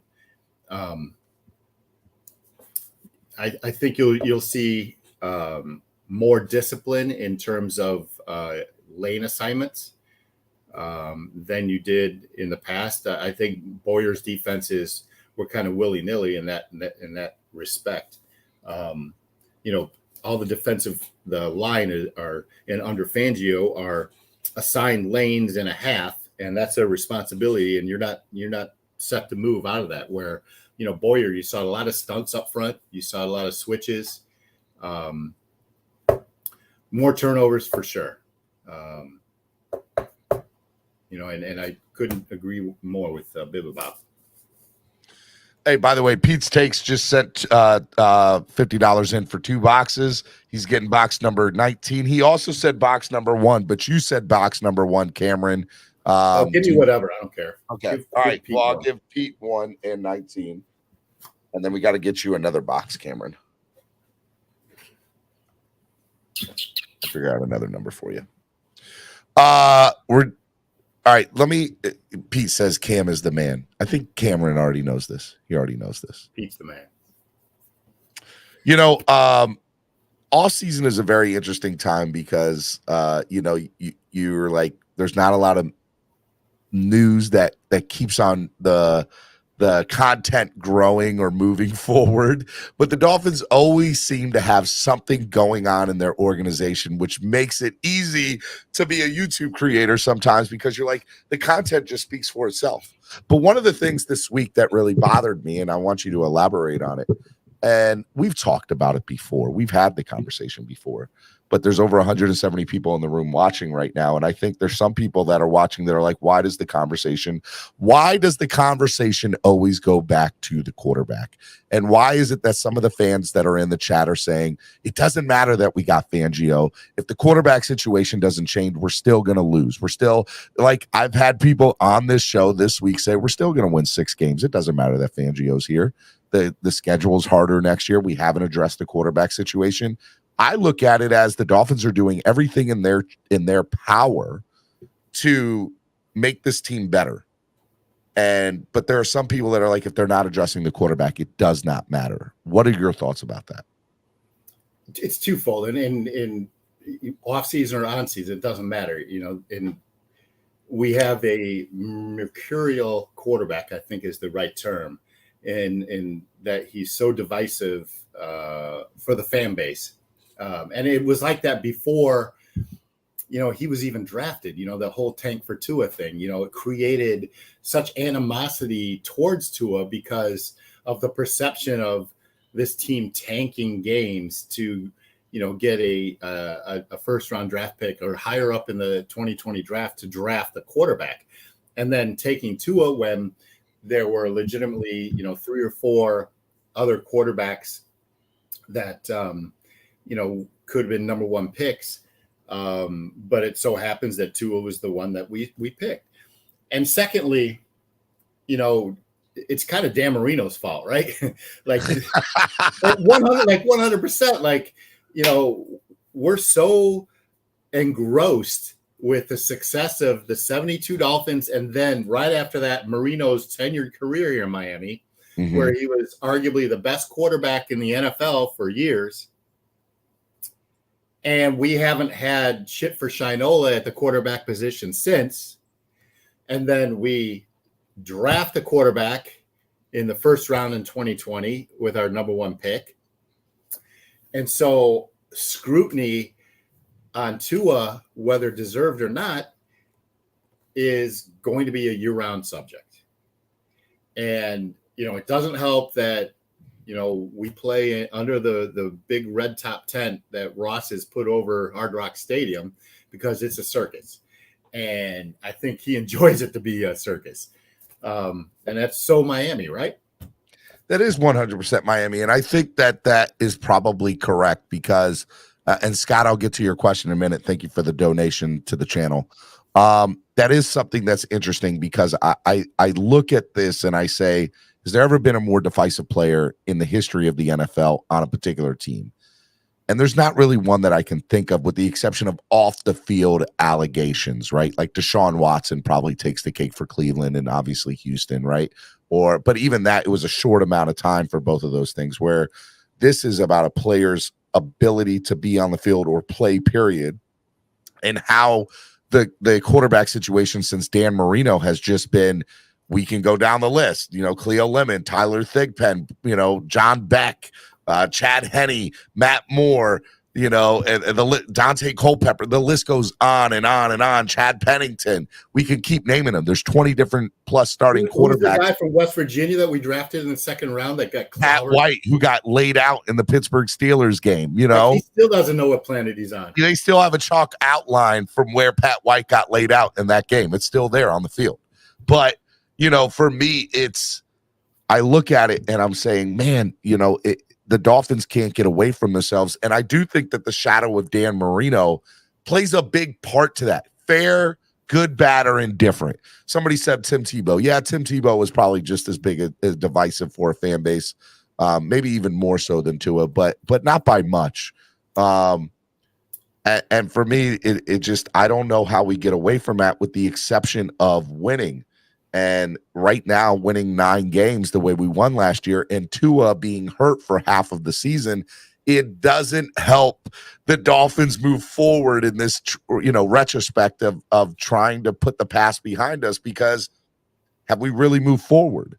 And I get why the fan base questions literally every move that we make, whether that's firing Matt Applebaum, whether that's hiring Vic Fangio. And by the way, what happened with Fangio, and talking about it, is something that happens all the time with coordinators and coaches that are still coaching in the playoffs. Yeah. They verbally agree to something, but we made it out to be this big deal. And so for me, it's the fan base and the PTSD that comes with being a Miami Dolphins fan. It's so Miami. But we said this also, like I said it, I believe, right at the end of the season, is that I believe we've improved in ways that probably aren't as grand that most of the fan base was looking for, right? They were incremental gains in culture, things that aren't really tangible to us as a fan. Like we're all about wins and losses. I always say all the time, you are who your record says you are, right? And our record was 9-8, or really 9-9, with mediocre. We were a mediocre team. But you could say that we were better than last year. Our offense is better. And then, asterisk, when Tua is under center. And then 4 more asterisks. Well, the question mark, is Tua able to stay on the field long enough for this team to move forward? So I think that's a justifiable question that we're all going to be questioning ourselves and this team about throughout this offseason until they play again next year. And I said this on Twitter, like every snap that Tua takes next season is going to be scrutinized and under the microscope like no other quarterback. That pressure on that guy is incredible. Incredible. Next year, and so that's why I said earlier in the week, I said the most important, now that we've addressed Fangio, we addressed the defensive coordinator position, the biggest move for us next year or this offseason is the backup quarterback. And people think we're sitting here arguing about the backup. And I'm like, yes, we are. Let me ask you something before we talk about backup quarterback. If Vic Fangio was our defensive coordinator last year, how many more wins, or how many wins does that equate to? I think the high side 4, the low side 2. 2. Yeah, you're 100% hit the nail on the head. And 2 so, to 4. Yeah. Instead of going to the playoffs 10-8, we go in 11-7, which gives us a different seed. It's a much different ball game. We play the Ravens, I believe. We probably won a playoff game because I think we beat Baltimore. There you go. And so that is why the change is made, right? That's why there's optimism for next year. Because even with the current defensive personnel that we have, I'm in the assumption, or the opinion rather, that there's going to be a changes, but probably not as great a changes as people expect for two reasons. I think the personnel and the defensive the starters are pretty good. Number two, we had a bevy of injuries to our starting secondary. Those players are coming back. And number three, our salary cap situation. So this all plays into your second question is how important is the backup quarterback? And if we pretty much sign our unrestricted free agents that we want to sign, maybe Van Ginkel, Ingram, a couple others that are slipping my mind, you can probably allocate a little bit more of that money that you're saving that I'm assuming Byron Jones isn't coming back with towards the backup quarterback, right? Correct. That is to say, and I've always said this, I'm pretty profound in saying this, is that this team could roll into next season with Skyler as your number two. I don't think Skyler will be our number two. I don't think they can afford to have Skyler as their number two. It would not. They may not be able to afford not to. All right, so you know how I feel. The salary cap's not real. No, but you got to allocate that money somehow, some way. And so you've got to you're in a position where I think the Dolphins are $63 million over the cap, if I'm not mistaken. But they have to trim a considerable amount of money. There's reconstruction. There's players releases. There's I think somebody on some other platform said there's about 3 or 4 players that we need to renegotiate or release that clears the cap almost 100%. Yeah, actually, and Byron Jones is a big part of that. Byron Jones, I think it doesn't put you in enough. We're $16 million over the cap. Rashad said. How much? 16. What do you say? 16 million. 16. I know it wasn't 63. But my point is that you've got Skyler on a rookie contract. He's going to get better this offseason, right? He's going to grow within the system. It's all about whether you trust Tua enough where Skyler doesn't have to play 2 or 3 games. All right. So here's the thing. So this is my argument to people and where I debate them. With the exception of last offseason to now, I feel like 90% of the moves the Miami Dolphins have made have been very smart, strategic, and calculated. And they have not played quote unquote typical. They have not made moves or made decisions on quote unquote typical Dolphins nature. Okay, whatever you want to call it, whatever adjective, whatever. I don't think they're stupid. They have to know that track record shows that Tua's going to be out 4 to 7 weeks each year. If they don't go into next season thinking that, then they're being naive and they're lying. Say that again, Steven. 4 to 7 weeks each year he's going to be out at the moment because track record. How many weeks did he miss this year? 6, right? 4, 5? No, it was either 5 or 6. It was either 5 or 6. He missed 2.5, and then he missed the last 2. So I think it's 4. No, he missed the last. He missed what? Christmas Day and the last game. Missed the 2. So and then you got to count the playoffs too. Yeah. So I mean, I think he missed. So let's say 5. Let's say 5. All right. So he's going to miss a total of 1 month a year. I am not confident that Skyler is a guy that can win me 5 football games at this particular moment. I don't think he can't be there. I'm just saying to be that naive to think that Tua is going to play every single game next year is very naive for Chris Grier and McDaniel to believe that or think that. So then the question is, and this is the conversation that they're having internally, do they think that Skyler can win them football games on a week in, week out basis? Because they have to put that into their belief system. And they're thinking and moving forward. And I think that Skyler needs more time and more experience in order for that to happen. You have a 2-year window now. You are making all these moves because you think you can be a winning franchise now. So it behooves them to go out and get a veteran quarterback that can help you win football games. And for me, that person is maybe a Baker Mayfield, maybe a Gardner Minshew. I'm not a big fan of Andy Dalton. And Jameis Winston I shake on. But but I don't believe, and it needs to be somebody that doesn't have preferably a record with getting hurt. Teddy Bridgewater had a record of getting hurt. You go back and look at his career, the man got hurt a couple of times. Hey, wasn't Teddy the quarterback under Fangio? He was. He sure was. That's interesting to know, to think. And who knows, maybe they do bring him back. Because salary has a lot to play with this. And also, the quarterback, you need to bring a quarterback who's good with being the number 2, Like, I think Baker thinks he deserves to be starting somewhere. But Baker, so that's a good thing. So let's talk about two names I want to bring up: Baker and Jimmy Garoppolo. Both of them want to be starters and feel like they deserve to be starters somewhere, right? If I want to go, let's throw in Carolina, let's throw in Houston, let's throw in. I'm trying to think of another place that is probably in the market for a starting quarterback. Jets. The Jets. Let's take those 3 people. And let's take Jimmy Garoppolo, and let's take Derek. Yeah, Derek, you got to trade for, so not Derek. Let's take Jimmy Garoppolo, and let's take Gardner Minshew and Baker Mayfield. Those 3: Gardner Minshew, Baker Mayfield, and Jimmy Garoppolo.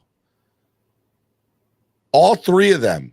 Would you rather go play for losing franchises, or would you rather go play as the backup where you're probably guaranteed to get at least 4 starts and maybe even improve your capital even more the following year in free agency because you won 3 or 4 games on a playoff winning team and you got to play with Tyreek and Jalen Waddle? It makes so much sense for all 3 of those guys to come down here and play 1 year in Miami. Yeah, but it's number one, it's about system, right? And I think out of all of those quarterbacks you mentioned, Baker probably fits the system, quick release, play action, pass type of quarterback. Mm-hmm. That can be probably a little bit more mobile than Tua. But again, it's all about what that player is willing to take in a salary.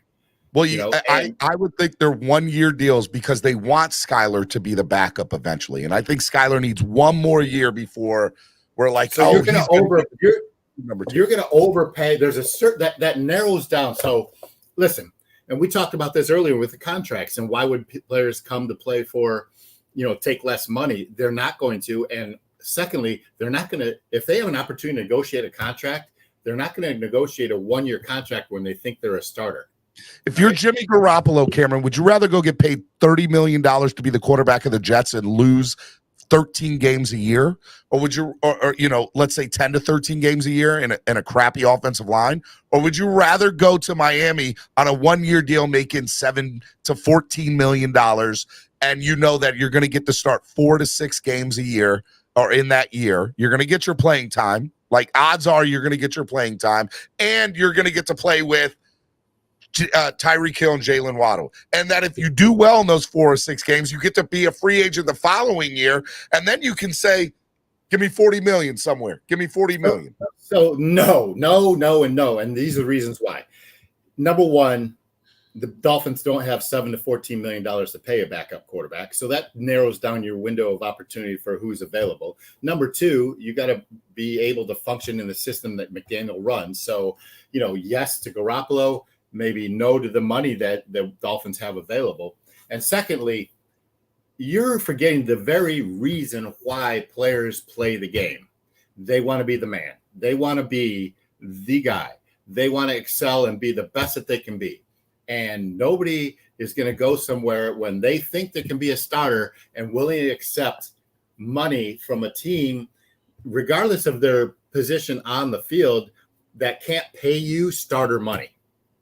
If Baker Mayfield thinks he's a starter in this league, he's going to go to an opportunity. He's going to seek out an opportunity where he can be guaranteed. You and I disagree. I think the better bet for them would be making a gamble on themselves, taking a 1-year deal here to play 4 to 6 games and having an explosive offense, and then taking even a bigger contract the following year. So you're going to go to another situation. You have to find another situation. Those positions, there's 32 of them in the league, like starting quarterbacks, right? And there's 4 or 5 open right now. Right. So, and you've got a good 24 candidates. And out of those for free agent quarterbacks, right? And out of those 24 candidates, you could probably say there are 2, maybe 3 that are starter quality. Okay. Right. And we're talking starters that are league average starters. Baker, Jimmy, and who was the other one that I was referring to? Andy Dalton, maybe. Gardner Minshew, I feel like, is the best. Gardner Minshew. Like Gardner Minshew, dude, if you guys think that Tua's arm isn't strong enough, go watch Gardner Minshew throw. We are so my 11-year-old daughter throws left-handed. Cameron, here's my argument to you. Do you agree? Here's my first question. Do you agree that Tua is going to miss 4 to 6 games next year? The odds are likely that he'll miss 4 to 6 games. Listen, I hope he misses none. I think he plays 17 games. I got you. What are the odds that give me a percentage, the odds he misses 4 to 6 games next year? 50%. More than that, Cameron. At least 75 plus. That he's going to miss 6 games? Chance that man misses 4 to 6 games next year. And even at 50 plus, are you willing to say for a month plus worth of football, you want Skyler to be your to be the guy leading the team? This team may not have another decision to make. I hope you're wrong. And by the way, I believe that you are, because I think that Grier is a mastermind when it comes to manipulation of the cap. I mean, you got to gut this team to pay Garoppolo. You don't have to gut this team. You have to do pay the Garoppolo. You do. Garoppolo isn't going to come in here for chump change. Well, I'm like $10 million at the minimum. I don't ever want the Dolphins to sign another player to $10 million. I've already stated that. Okay. Don't ever sign another player to $10 million for 1 year. Cutler got paid in cash in a duffel bag. Dan Marino met Jay Cutler at Anthony's Runway 84 on a Thursday night after meatballs and martinis and handed him $10 million in a duffel bag. And that's totally messed up. But the the odds that Tua plays 16 games this year are absolutely slim to none. And if you're taking that bet, Andrevius, again, I'm not a betting man and I'm not betting you, but man, if I was, I would so take that money from you, brother. It would be so done if I was. Mentally and physically, we're dealing with a condom with 2 holes. You guys are the worst. All right, real quick. Miami Sports Music's #1 Miami fan morning show, Clock Blockers, right here on the Miami Sports Music Podcast Network. Want to remind you guys to get your Super Bowl boxes in. William Perry got 31. Dolphin Don took his box from 39. Pete's Take is #1 and 19. Cameron's got 100, 45, 94, and I got to give him another box. Bip Bop got number 54 as well. And then Sandy has a #2. I don't know what Sandy's number is. I got to get that. I got to find what Sandy's number was. She never put it in her thing. She sent the money and didn't put the box number. So Sandy, if you're listening, I need your box number. Going back to 202, man, and this goes more along the lines of a conspiracy theory. And I know for a fact, because I've been told so, there was players within that in the Dolphins organization that play games knowingly with concussions, right? And concussion symptoms, especially on the defensive side of the ball. But because of how visible Tua's injury was against Cincinnati, and the microscope is all under, on Miami, they were investigated twice this year. Maybe this offseason blows a little of that heat off of the Dolphins a little bit. Who knows? But I would say unless he's like falling down like he did against Buffalo, maybe he sticks out. Like, listen, he didn't remove himself from the Green Bay game, and he played for shit after that hit. And it was like he probably thought he was throwing to me and you in the stands. But it's true. My whole point is that maybe they find ways to prop him up and put him out there more than they did last year, and the NFL is not going to be on it. I don't know.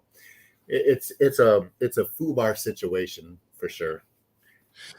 Do you think that? So let me ask you. The script. The script. Do you think that the Dolphins are shooting themselves in the foot by not considering bringing in another starter over Tua?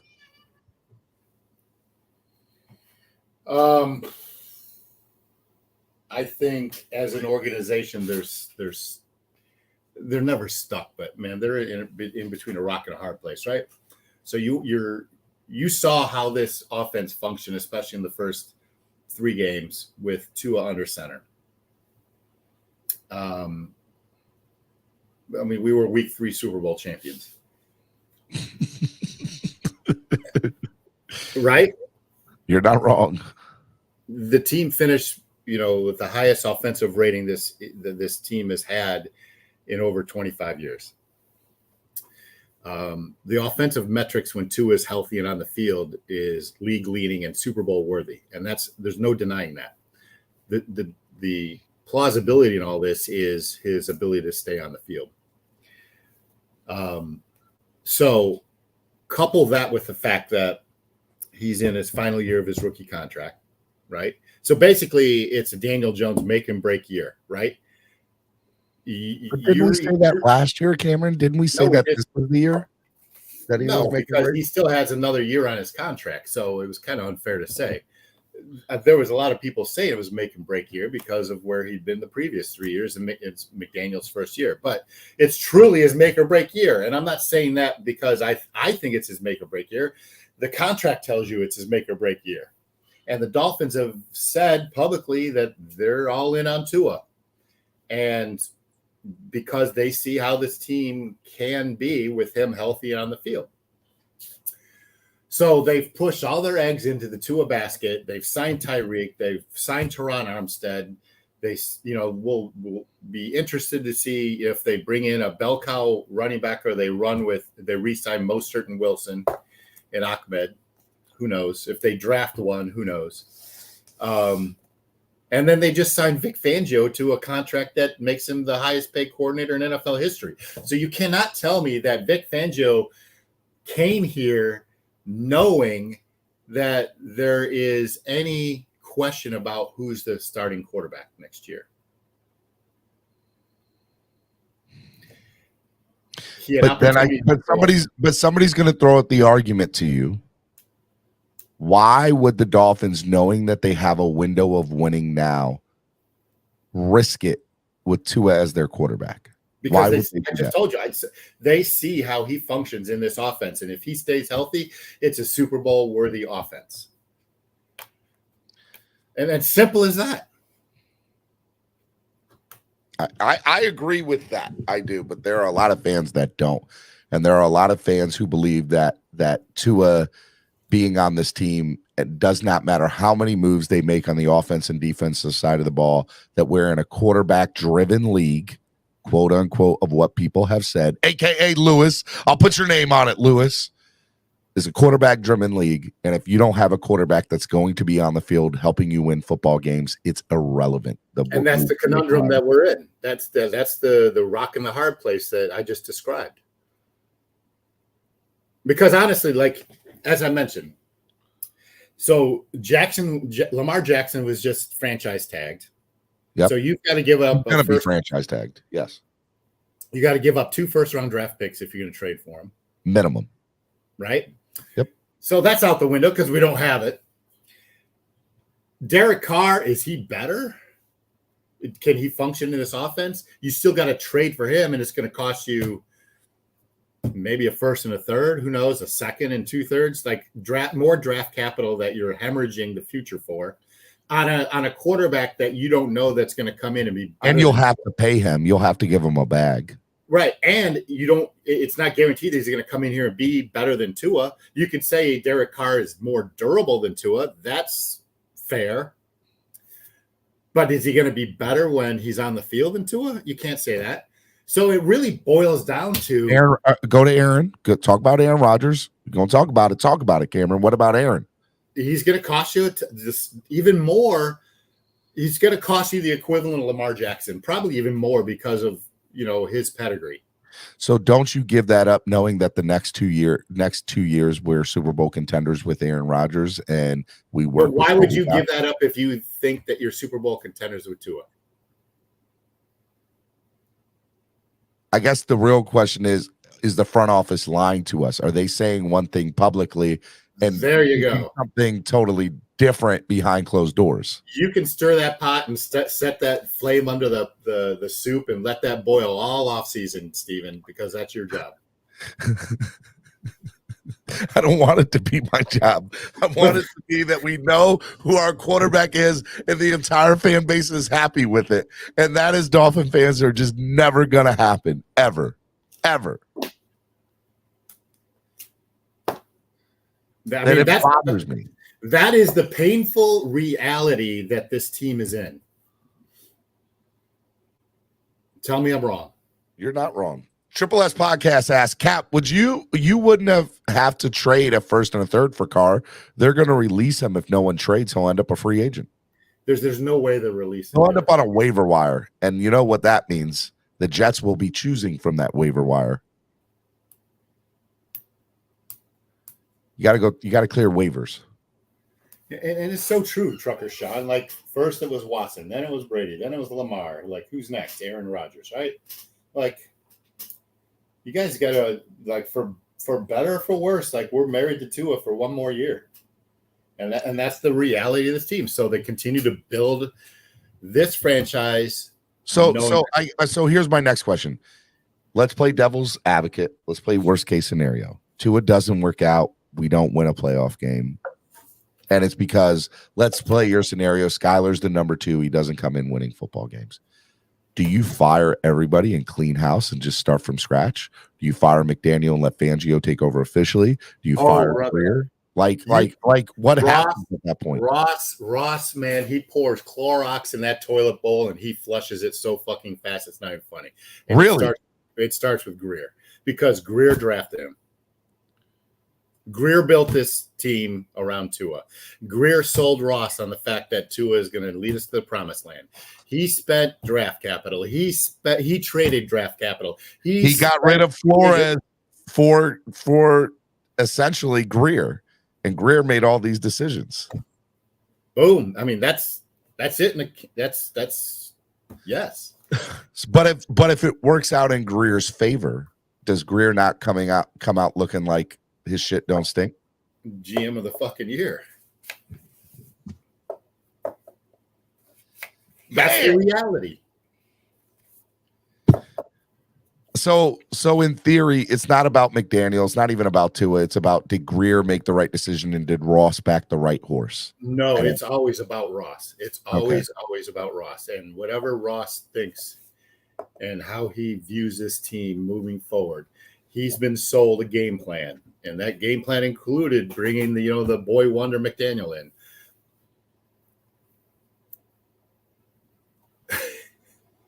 I don't know if he's a far superior quarterback in this system. That's the problem, dude. I feel like there's Chef Zhu says 84 likes, 170 people in the room. Hit that like button, please. Fins up. Hit the like button, y'all. I think that's true. And that's the problem, Cameron. Like, for the next 6 months, and hell, I mean, just as a Dolphins fan, period, we can sit here and explain. Good morning, Batman. Good morning, Batman. We explain in straight detail. This is what it is. Here are logical points. Here's the data to back that up. But you're still going to have people in here that are like I was excited, legit excited that Fangio came here. And there were people that were just like, it doesn't matter. It does not matter. I'm like, how can you look at the glass half empty? So let I just explain it to you. Even with Skyler starting and Bridgewater starting and Tua missing 5.5 games, this team made the playoffs with a defense that ranked bottom 5 in defensive points allowed. Right. So if Fangio was here last year, we just agreed that it's worth 2 to 4 more wins. Right. That makes his fan base a whole lot happier, doesn't it? Yeah, but here's the so those same people that are arguing that point are going to be like, weren't you the guy, Steven, that said that Tyreek Hill was at least good for 2 more wins? Where are those wins? Because we got the same amount of wins this year that we had with Flores the year before. So apparently it didn't come to fruition. No, I think Boyer's defense the year before was better in terms of defensive points. You mean Flores' defense the year before? Whomever. And that's the argument. All right, Miami Sports Music's #1 Miami fan morning show, Clock Blockers, right here on the Miami Sports Music Podcast Network. Donate to the channel, help the channel grow. If you like the content, you like what you're listening to, donate to the channel, help it grow. I'm going to drop the link if you guys want to get your questions in, asking me and Cameron. That's what we're going to do right now. We're going to do #AskSteven, but it'll be #AskSteven and Cameron. But I'm going to open up the link one at a time. Y'all can come up here. You can debate us. You can ask us anything you want. Whatever it is, the floor will be yours to ask us or give your opinion or whatever you want. So I'm going to drop the link and you guys can get up here, get in where you fit in, and you guys can get home with us and let me know what you think. Want to remind y'all, get your boxes, your Super Bowl boxes. There are a whole bunch of numbers that we're taking.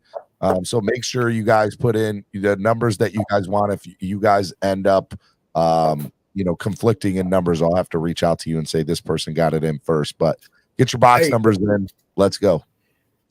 Hey, Steven, the first subject I think we should talk about is whether we should shoot a balloon out of the sky or not. Why is that? We got a big Chinese spy balloon over Montana. Oh, yeah, I heard about that. I read that on Twitter today. I didn't know if that was a real thing or not. I guess it is. Yeah. I guess it is. Fuck her right out of the sky. All right, let me bring on my first guest. First caller. First time, long time listener, long time caller, Pete Steak. First time, first time, Pete. Hey, good morning, guys. Cam, Steven, what's going on? Question I have for you two today. As we already are aware, hey, by the way, what's that new stuff right there that I was able to put Skylar Near at the top? So this is the new That's update something new. That's awesome. It's something new that StreamYard has that you can put, like, I have Steven Daniels, host of Clock Blockers, so Cameron needs to update awesome. his thing. I like it. But back to the real question. Look, this is real talk, okay? Now we got to get to real Miami Dolphins talk. Vic Fangio. He's a 3-4 guru, right? Yes. That's what he is, a 3-4 guru. He's called that by many players. Is this not a lateral move? You guys don't think this is the complete lateral move? Like, it's the same thing from Boyer and Fangio. This is the Flores system. It's the same hybrid 3-4 scheme. No, it's not. It is really not, Pete. And I'll explain real quick why. Boyer and Flores used a pressure system. They used a secondary man press system with a single high safety, like over 70% of the time. They had the highest rate of blitzing from the safety and linebacker position, at over 63%. Vic Fangio is... No, you're talking about the Flores time, but right now we're dealing with Boyer. No, Boyer I'm talking about Boyer. Pete, I'm talking about last year only. And last year we didn't blitz that much. We were one of the least blitz teams in the league. No, we blitzed 63% of the time. That's not true, Pete. Okay, but this is what I'm saying. It's considered a blitz, but it really isn't a blitz. It's not a zero base. No, it's not. So Dolphin fans want to, like, we're all about that zero base blitz that we had the year before that we used all the time. It's still a blitz. It's a traditional blitz that you saw last year. Fangio blitzes the least amount of times. He plays zone coverage, right? He plays two high safety zone coverage, either a half field zone coverage or a quarter zone coverage. And Boyer doesn't. All I'm saying is, before I go, because I don't want to take too much time, thank you for having me up. I looked at the stats, and I know for sure my team is better on the 4-3 scheme, this roster that we have. And if you look at the stats, already sick of Pete and his lies. Bye, Pete. Oh, he was like drowning. Oh my God. No way. No. Till Dog got him. Hey, Pete, keep flaming out on Twitter too, man. It's good stuff. All right, first question. #AskSteven. How do you feel about us interviewing the Saints O-line coach? I think that would be amazing hire based on the Saints O-line. He's worked with Armstead. Win-win. Hope he gets the job. I don't know if if we have done that, that would be very interesting. I'm not sure. My thought is that the Dolphins already have in mind the person that they want if they were willing to let him go. And so at Matt Applebaum. So I think they already have in mind. So if they're interviewing that guy, maybe that's the guy that they wanted all along. But I'd be interested to know his track record and what he's done and how he's done as an offensive line coach, period. My hope is that whoever they bring in has a good track record. And that's ultimately. And you know, that probably talks more to what I was saying about Armstead not being happy with the coaching and direction of Applebaum. And, you know, they went directly to Armstead's guy in New Orleans, which tells you a lot. Batman said, yeah, the Dolphins interviewed him yesterday, the guy. Chef Jew has hashtag ask OG Steven and OG Cameron 954. With Fangio here, could Coach McDaniel benefit it help discipline the team to not cause penalties? Also, could the defense have multiple Pro Bowlers? I'll let you take that, Cameron. The second half of that question, I think Wilkins should have been a Pro Bowler. And I think Phillips is trajectorying that way, and so is Javon Holland. So it's absolutely possible. We'll see how they function in Fangio's defense. The first, it's undoubted, Chef Jew, that this team had a discipline problem, and penalties, unnecessary penalties, false starts especially, need to be tuned up, and there's no getting around that. All right, let me bring on the next person. Triple S Podcast. Good morning. What's going on, guys? How are you, man? Hey. Floor is yours. I'm all right. So I got one question. Is for Cameron. If you were a GM and you're a team that needed a quarterback and you're looking at Derek Carr, what would you trade for him, given that his cap numbers for the next 3 seasons coming up are 34.8, 43.8, and then 43.2? What would you give up for that? Those are crippling numbers for a franchise, Yeah, so right? I'm asking, if you're a GM, what would you give up to trade for him? Would you give up a first and a third and then pay those numbers like you said earlier? Yeah, no, I'm going to walk that back. It's probably, maybe a second and 2/3 or something like that. But I think that's still high for a guy. You're probably right. And like I said, like Derek Carr, does he move the needle that much for you to give up that much? I'll preface this saying I don't want Derek Carr on this team either. Yeah. But I was just going to push back on what you said earlier, that he'll command like a first and a third. And the reason I think that the Raiders will end up cutting him, what I said in the comment section earlier, if they cut him post June 1st, because I don't think anyone's going to give them, serious value, especially he's already out at the Pro Bowl saying, I'll be on another team next year. It's kind of a foregone conclusion that they're parting ways. So if teams all know that he's not going to be back anyway, they know they don't have to pry him away from the Raiders. My guess is they're going to end up cutting him after June 1st. They're only going to have 1.875 million in dead cap for the next 3 years, but they're going to save 33, 42, and 41 million. So he's going to be cut. If anything, he'll be picked up on the waivers, but I don't know how that works on the waivers. Do you have to still keep that contract, or can you get a new contract if you're picked up off waivers? You can renegotiate. It would be up to, but if you pick them up, you're technically on the hook for that contract. So I think he'll even clear waivers then. No, if it's a free agent. No, if it's a post June 1 designation, then it's free and clear. Like it's dead. Then, it's dead he cap might get space. picked up on waivers. It's dead cap space for the team that released him, but you negotiate a brand new contract with your new team. Okay, all right, fair enough. But that's a great question, and you got me on that one. Like I'll walk that back any day because I didn't realize he was getting paid those are Russell Wilson numbers, and those are crippling to Denver, right? So why would you do that? Yeah, you're not going to trade anything. I don't think anyone will. And personally, I think he renegotiates with LA because it's probably his best. With Vegas, it's his best opportunity to win. You think he's staying in Vegas? I feel like that. I don't think. Yeah, I think that relationship is. But they'll be in the same position. Like, who are they going to get in? That's going to be Aaron Rodgers. Rodgers. Aaron Rodgers reuniting with Devontae Adams. They already the Packers have already stated verbatim, we will not trade him to an NFC team. So he's going to go to the AFC. There you go, Raiders. Goes to the Raiders, that's something else. And him and Devontae Adams are already there, or Devontae Adams is already there. And that would be nice for us because then he doesn't have to go to the Jets. Rodgers doesn't have to go to the Jets. I would laugh hilariously when Aaron. Look, I personally think if Aaron Rodgers goes to the Jets, I'm not upset with it. Like, what? Let the Jets overpay for him, and I hope the same thing happens. That he is, but the reason why I don't think he is because I don't think it would be exactly what happened with Brett Favre. and he hates being compared to Brett Favre. You think he wants to go play for the Jets as his next organization? It's exactly what Brett Favre did. Yeah, Brett but Favre the left Jets, Packers and you went got to to the admit, Jets. Steven, these Jets look a lot different than Oh the my Jets God. Brett Favre went to.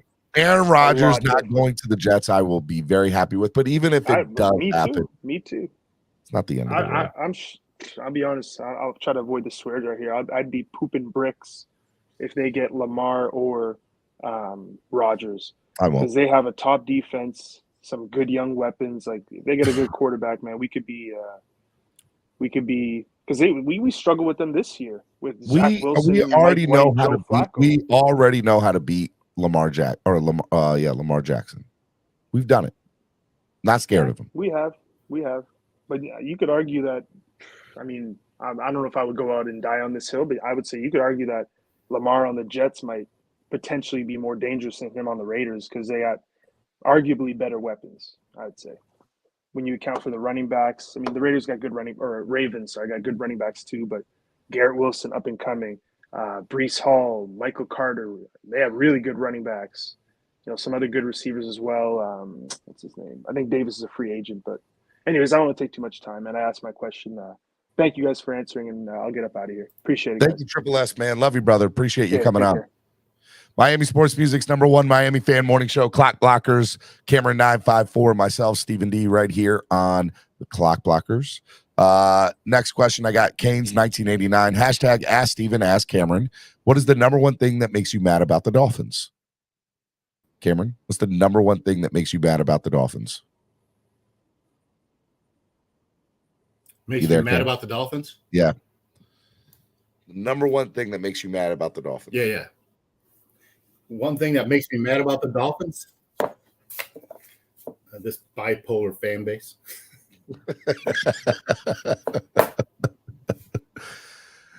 I think for me, it's the inability to. Oh, you weren't done. My bad. Go ahead.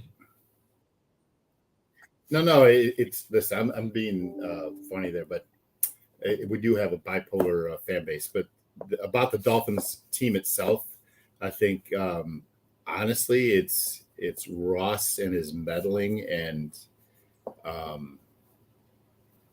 mean, he cost his franchise quite a bit when he tampered with Brady, and then you got your head coach suing you, and he gets suspended for 6 games, and the team loses draft picks because of Brady. And all that bullshit. And then, things he's done surrounding the team, like that Formula One deal, is all about money and him. And, it took away, I think, focus from the team, to be honest with you, let alone it diminished the size of the damn parking lot, which pisses me off. And listen, I think we have an owner who wants to win and doesn't know how to win, doesn't know how to win in the NFL arena. I don't think that you're wrong there, man. I don't think that you're wrong at all. Let me take this off the screen. Let me ask one more question, then we'll get to the next callers up here, or the next people. I don't know what to call them. Do I call them callers? I don't know. I guess they're calling in. All right. We'll go to the next person. Caslin. Good morning, Caslin. How are you? Good morning. How are you guys this morning? We're doing good, man. What's up? Good morning.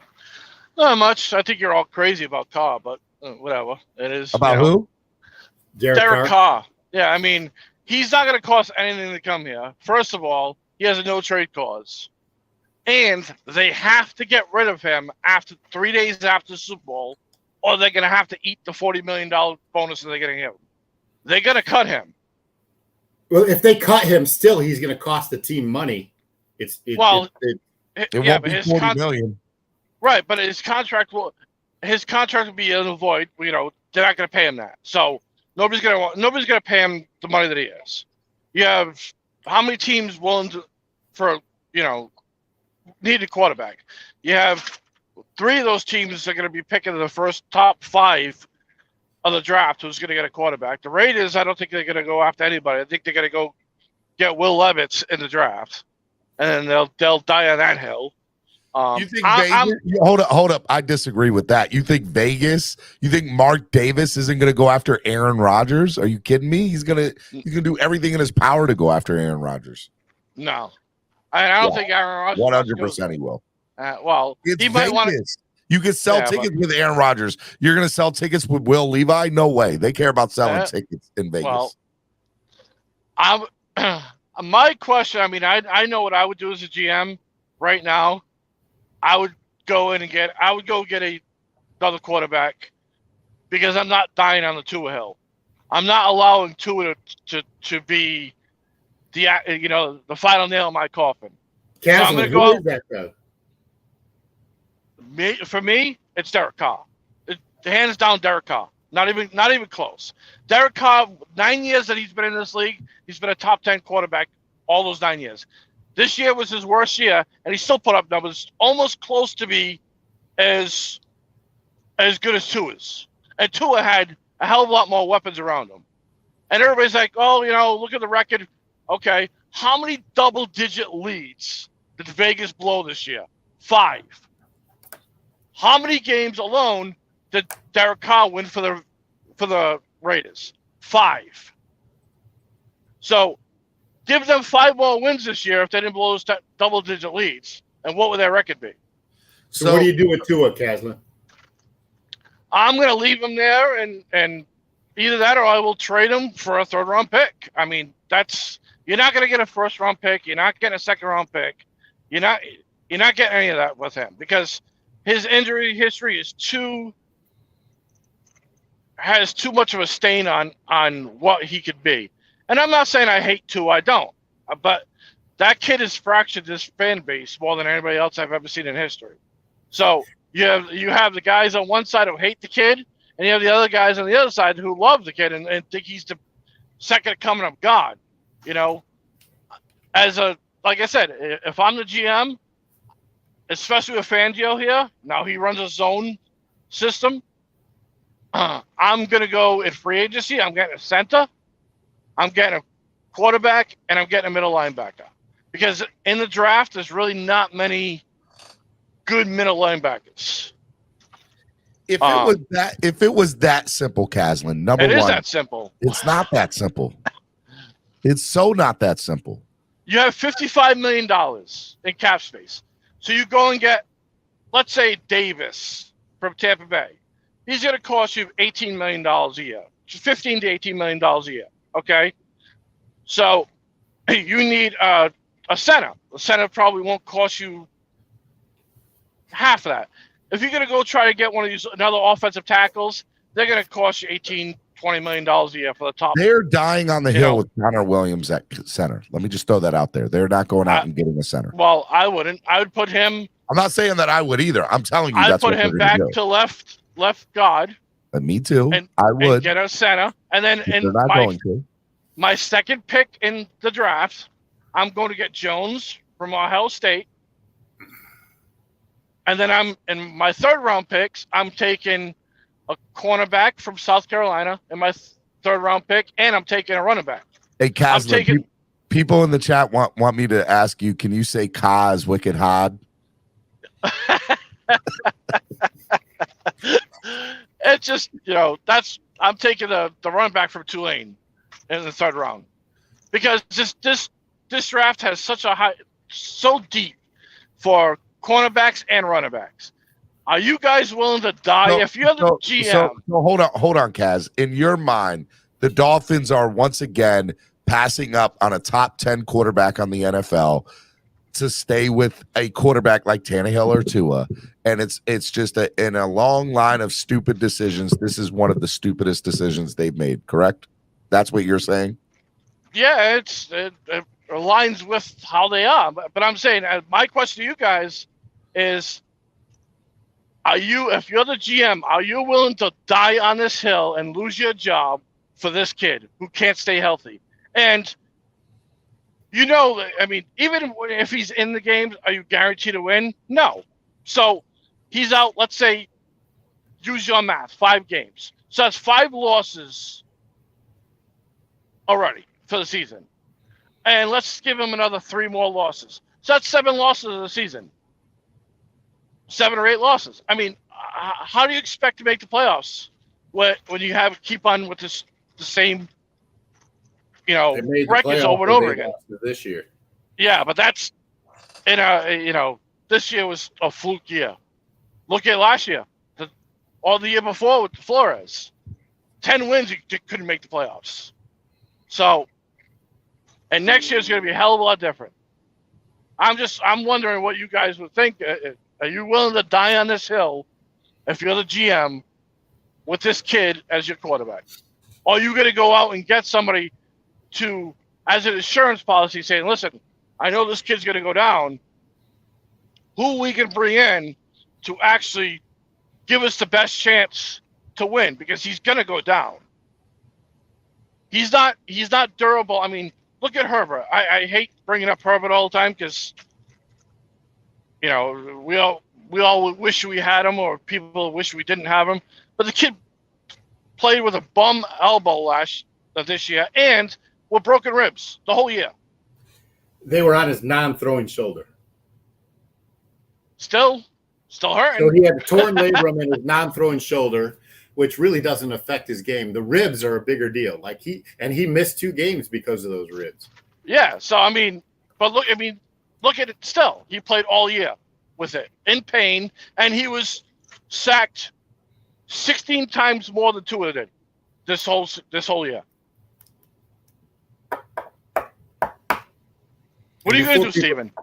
I mean, look, it's not personally, I'm not a huge fan of Derek Carr. I'm not saying he's horrible. I'm just, in my opinion, the only positive thing that Derek Carr has that I'm intrigued with is he would play 17 games, right? But is 17 games worth what we'd have to give up for him, which I think that you would have to trade for him. You'd have to give up stuff for him, and you'd have to give him a bag. You'd have to give him at minimum $30 million a year. So, minimum. Conversely, Steven, if you ride with Tua, right, and he takes your team to the playoffs, wins a playoff game, you're going to have to give Tua the same bag. So you make that decision now. I would rather take the gamble, in my opinion, and I know people are going to kill me for this, but I don't care. I'd rather take the gamble with Tua and a decent backup quarterback. Go out and get a decent backup. So you're willing to die on the hill with 2 years of quarterback, and knowing that if he messes up, this is your job. Or get Carr. They've already publicly said that, Caslin, right? They've pushed their chips in on Tua publicly.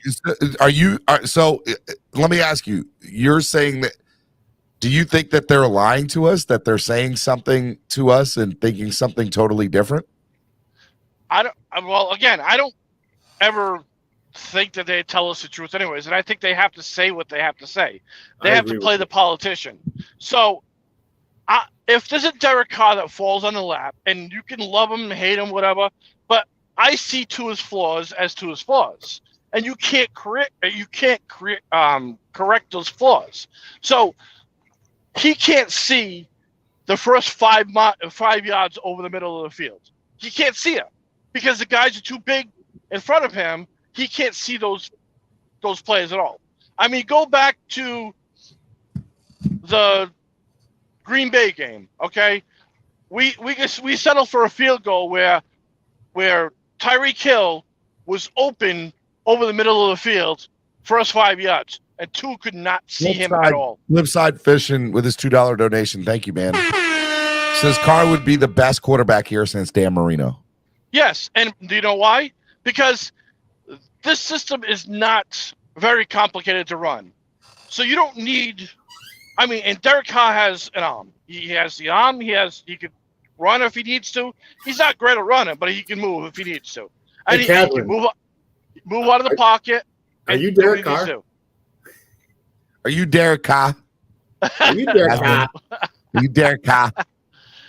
You must be Derek Carr. All right, Derek. All right, Derek Carr. I got other people in the back room. They're wicked Carr for hard. Hey, Cass, I appreciate your input, man, because it was well thought out, and regardless of who agrees or disagrees, we appreciate your time up here. You had a very thought out process. So you at least put in thought to how your statement is. So you're already better than Pete. You're already better than Pete. Well, I don't know what Pete's problem with Vic Fangio is. I mean, he's a hell of a lot better than Boyer is. And if Pete doesn't have somebody to pick on today, he explodes. I can go into all the pluses and minuses of Boyer to Vic Fangio, but I'd be here for 3 hours. You know, there's too many differences between the two. Appreciate that. Hey, one time for the people, say I'm wicked hard for Ka. I'm wicked hard for Ka. All right, Kaz, be good, brother. All right, later. That was great. Pete's take says Skylar has a higher ceiling than Ka and actually is easily compared to Ka, but with more abilities. Skylar is not respected enough, but he will be. You're killing me, Pete, with your take. So why don't you listen, Pete? Pete's onto something. So, with a full off season of, in a full camp ahead of him, he's got experience. It started 3 games in a playoff game. Why wouldn't you roll with Skylar? Ken Rosa said, didn't Ka get benched for Stidham? He did. Let me bring on somebody who's a friend of the channel. And real quick, Stidham, there was no drop off. Stidham had a whale of a game. A whale of a game. Over Derek Carr. Over Derek Carr. And Kaslin's wicked hard for Derek Carr. That's the line of the day.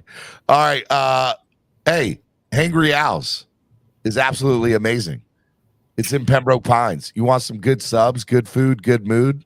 Hangry Owls is the place to go. And speaking of Hangry Owls, I got Hangry Owl. What's up, Hangry Owl? How's it going, guys? What's up, Al? Man? Pretty good. I have a question.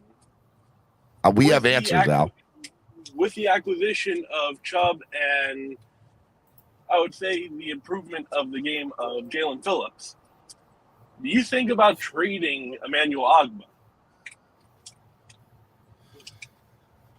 I think that whatever Coach Vic Fangio would like to do, I would support it 100%. Like I would have no issue in any way, shape, or form with Fangio and what the decisions he makes.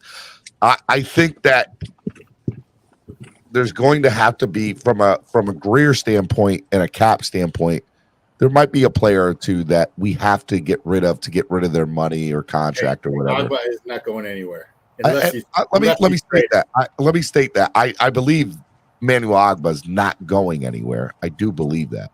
But I do think that there will be a player or two, either on the offense or defensive side, that we're like, oh man, I liked him. We got rid of him or we traded him. They cut Ogbah like it's $21 million in dead cap. Yeah. There's no way they get rid of Ogbah, and I don't think you really trade him unless somebody offers you something for him that they desperately want Ogbah. A better question is, does he fit into the scheme, right? Well, that's kind of also my thought on it, why I would think about trading him. See what I can get for him, get that money off the books. That helps re-sign Wilkins, maybe sign a backup quarterback. Like in my opinion, I think we should go after Gardner Minshew. I mean, Minshew for me is my number one backup this offseason. Well, Garoppolo really is, but I mean, I think Cameron's onto something. I don't think Garoppolo comes here with a 10-foot pole, but if you have an opportunity to recruit him, you do it in every way, shape, or form. But I do believe that Minshew's probably like 1B right behind Garoppolo. He would be my first person I'd want. Kaslin said Ka got benched because if he got hurt, the Raiders would have paid $40 million, so they weren't risking it. I'm just gonna talk in my Boston accent anytime Kaslin says anything because it's wicked hard. I mean, look out. Here's the reality of the situation. Chris Grier has to renegotiate certain players' contracts. And if they are not willing to renegotiate contracts, there will be – I do believe the Dolphins will be trading somebody from their roster away. Who that person is, I have no idea. But somebody's going. I'll put dollars to donuts that it's going to be Byron Jones is out of the building this year. See, Byron, look, you're probably correct maybe, but here's a reality to your situation now. And this is to my point earlier in the question I asked Cameron, how many players would want to play for Fangio? Do you not think Byron Jones right now is like, man, I could play for Vic Fangio right now? There's something intriguing about that. Now, do I think that he's going to do that? Probably not. But I'm not saying he at least thought about it.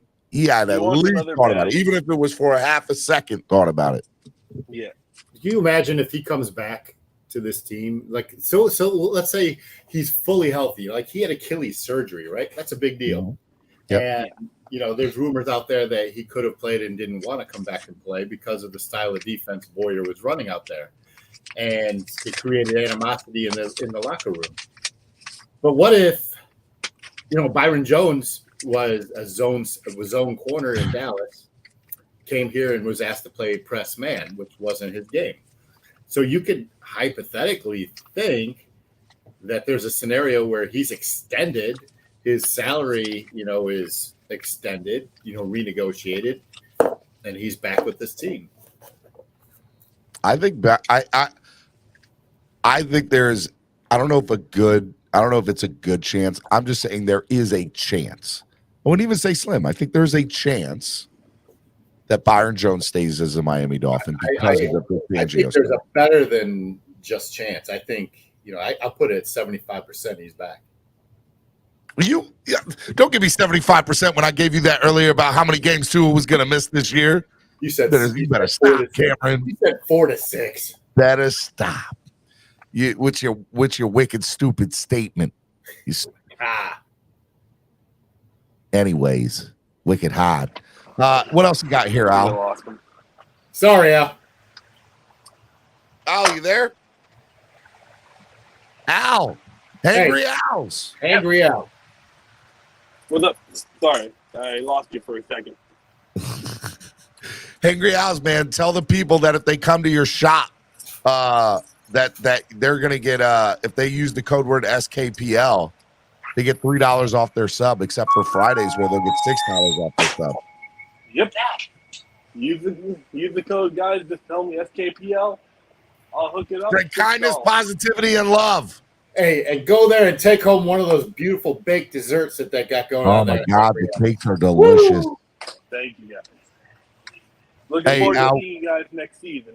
Hey, man, it's going to be fun next year, man. We love you, man. We love you being part of the show. You're the man, Al. Have a good one, guys. See ya. All right, couple more people I got in the back room here. I want to make sure I get them on. I want to remind you, guys, Hilberto says 100% Agua gets traded. If not, I will pay $100 to the channel. Bookmark it.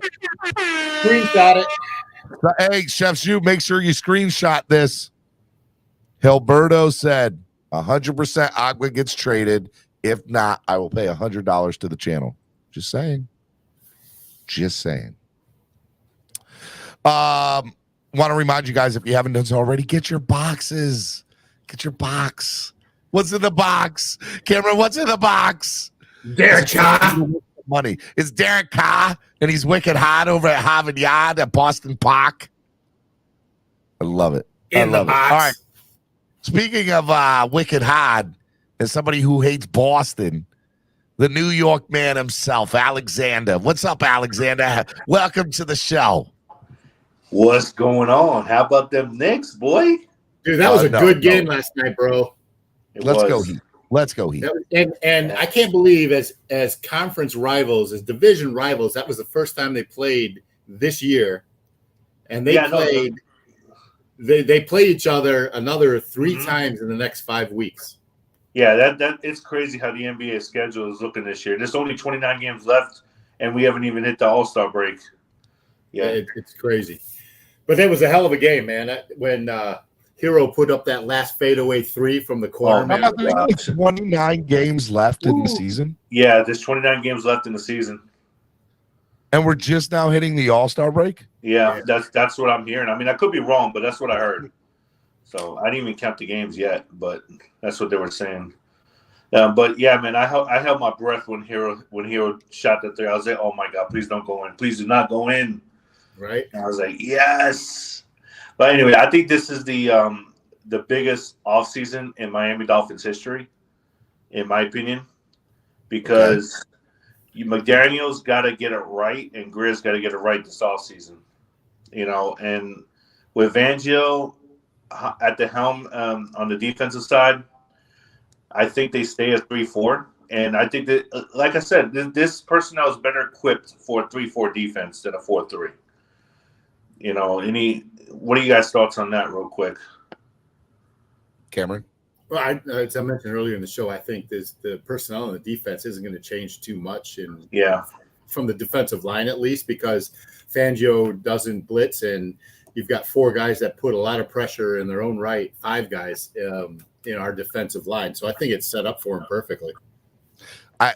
One of the things, Alex, is look, there's a few reasons I think he obviously took the job, and 4.5 million of them you can definitely guarantee, but he had to have loved the staple of players that were already here. And I think that builds a foundation of what he wants to build and what he wants to bring to South Florida, which is an elite defense. And at least that's the hope. And that's the reason why you bring in a guy like Fangio and pay him $4.5 million and pay him more than your head coach.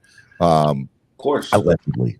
So, look, I think that at the end of the day, when it's all said and done, the player personnel that's already here, he is, for lack of a better term, he's got to be foaming at the mouth.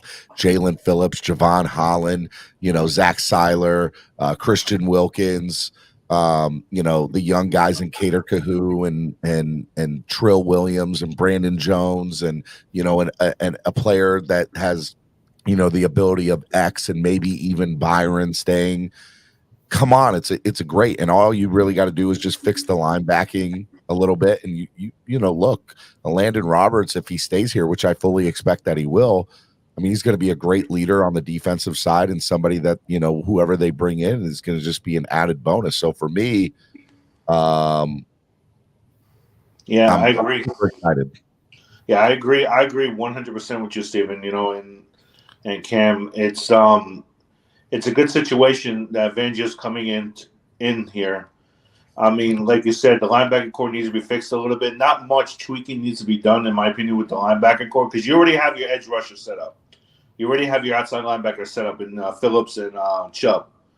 You just need to maybe get another end if they move on from Agba, and you maybe need another. You're going to need another inside linebacker. Now, here's the thing: I think the odd man out is Jerome Baker.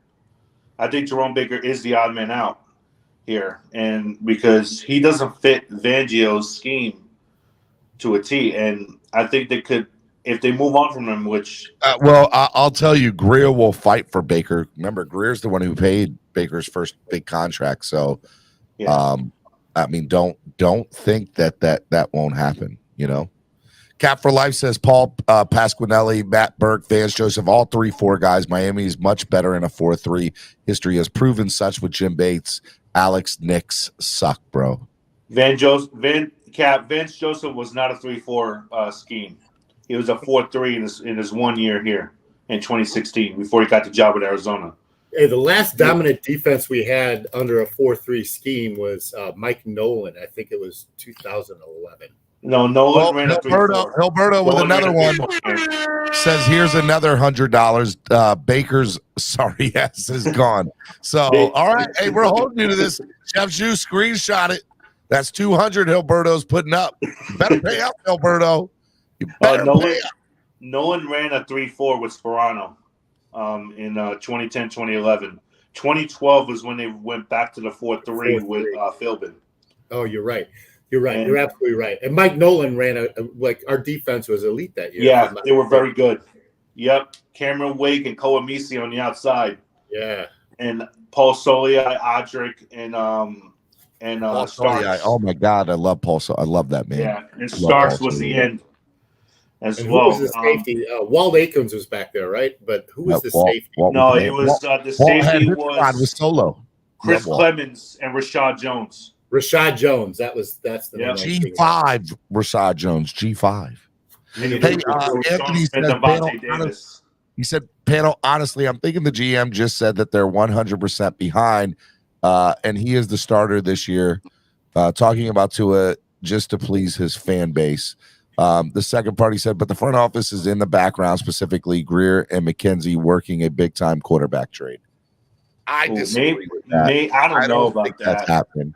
Look, if it happened, look, here's the thing, Anthony. If it does happen, we know what they truly think of Tua and how they truly are moving their moves. And I don't think anybody would be mad at it, but I also think that that's not true. And the track record has shown us when they say something, 9.9 out of 10 times they're doing exactly what they say. Yeah, they don't hold anything back. I don't feel like they hold a lot back. And the thing they've never done it. I'm just saying they came straight up and said no, Tua's the guy next year. You think now they're just gonna I don't see it happening unless an opportunity fell by their wayside that they just could not say no to. I just don't see it happening. Agreed, Steven. Highly agree. And I think they approached. Oh, go ahead. You want to read that? Yeah, Lewis says Stephen D and Cam, does Vic Fangio play quarterback? Goodness, Lewis. Come on, man. Lewis is such a glass half empty kind of guy. Yeah, I think they approached Tua this. I think they approached Tua in the offseason and said, "Listen, this is your last shot. You got to stay healthy on the field, and if not, then we're going to move on from you." I think they had a conversation this year, though, Alex. Like we all look. I don't know what's said. All I know is that they're giving this guy every chance in the world to be a successful quarterback in the NFL, and they're going to give him another year. So that's what it is. All right, man. Anything else? One more thing. The running back room. Do you go out and get Josh Jacobs or Jamal Williams and re-sign Jeff Wilson Jr. or re-sign both Jeff Wilson Jr. and Raheem Mostert and you roll with them and draft another running back? I think Mostert is Saquon. Want Saquon. I think Mostert is here over Wilson. I think they're both back, and I don't see much change in the running back room outside of maybe drafting one because it is a running back heavy draft. Ahmed's got to stay. I like Ahmed. I like Ahmed a lot. So everything. Salvan Ahmed has the relationship with ZSM Sports with Zachary, and Zachary has personally told me that Dolphins have already reached out to Salvan about re-signing him for next year. Like they want to keep him. So yeah, definitely. All right, man. You guys take care. All right. God bless you and your families, bro. Nick suck. Yeah, Nick whatever. Suck. And we'll see you about round 2 in a couple of days. Baby. All right. Eat all day. Love it. Can't deal with those New York Knicks. Easy. I was about to say that what they're called, but I don't want to get in trouble. No, you're about to the New York Knickerbockers. Knickerbockers. I don't want to get in trouble. I'm not going there. I'm not going there. I already went there. I'm not going there. You heard what I was trying to say. That's gonna get cut, and then it's gonna be Stevens. This guy. No, now you all know what Twitter, I'm trying to all say. Over Twitter. See, there we go. Lewis, don't you take that and run with it. Dravius, don't you dare take that and run with it. It would be It would be Von Joe. That's who would do it. Von Joe would definitely do it. 100% Von Joe would be that guy. I struggled. I was like, should I say it? Should I not say it? Because I don't want to look Lewis with the eyes.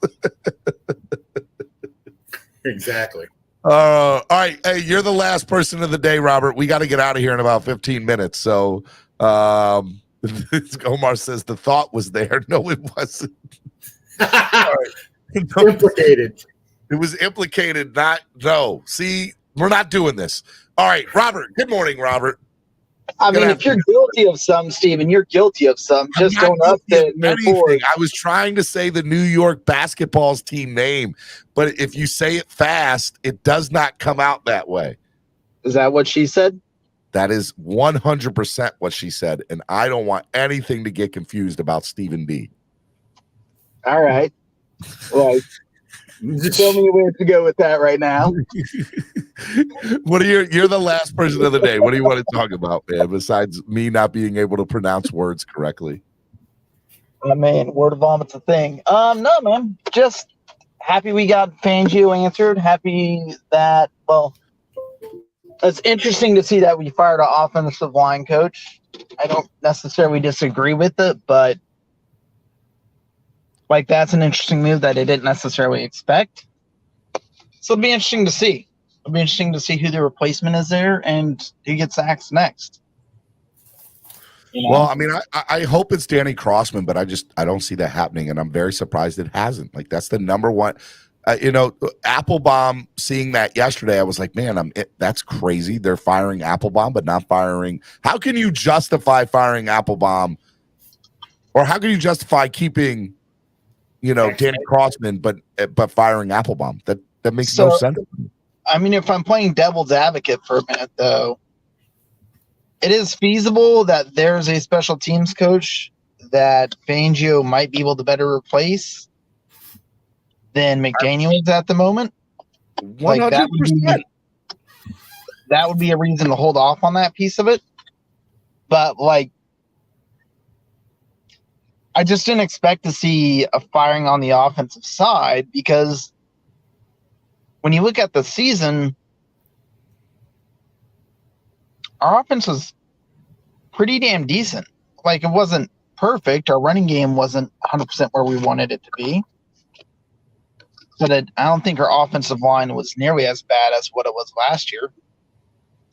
I hate that. I hate the fact that we've had 9 different offensive line coaches in 10 years.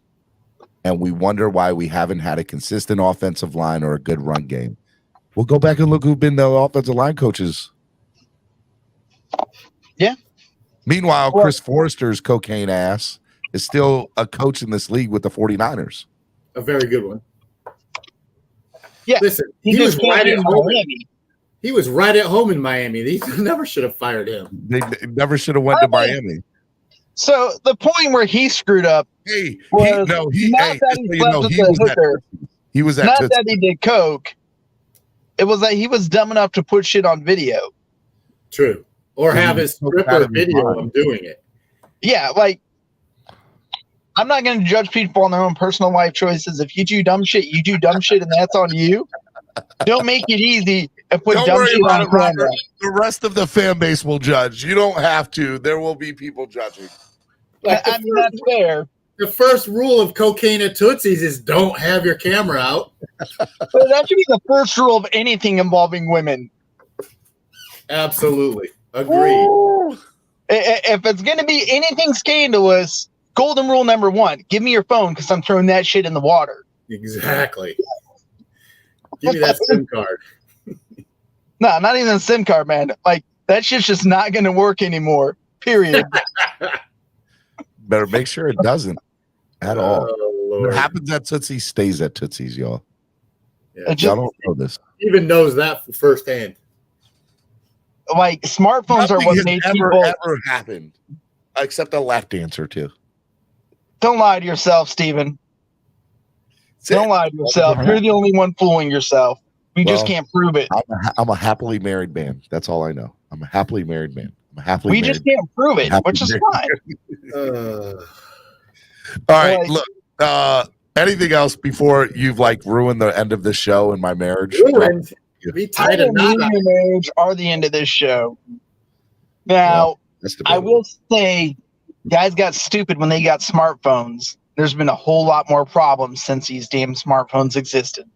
Culture, Joe Mixon being recorded that he's going to choke a woman out. That's crazy to me.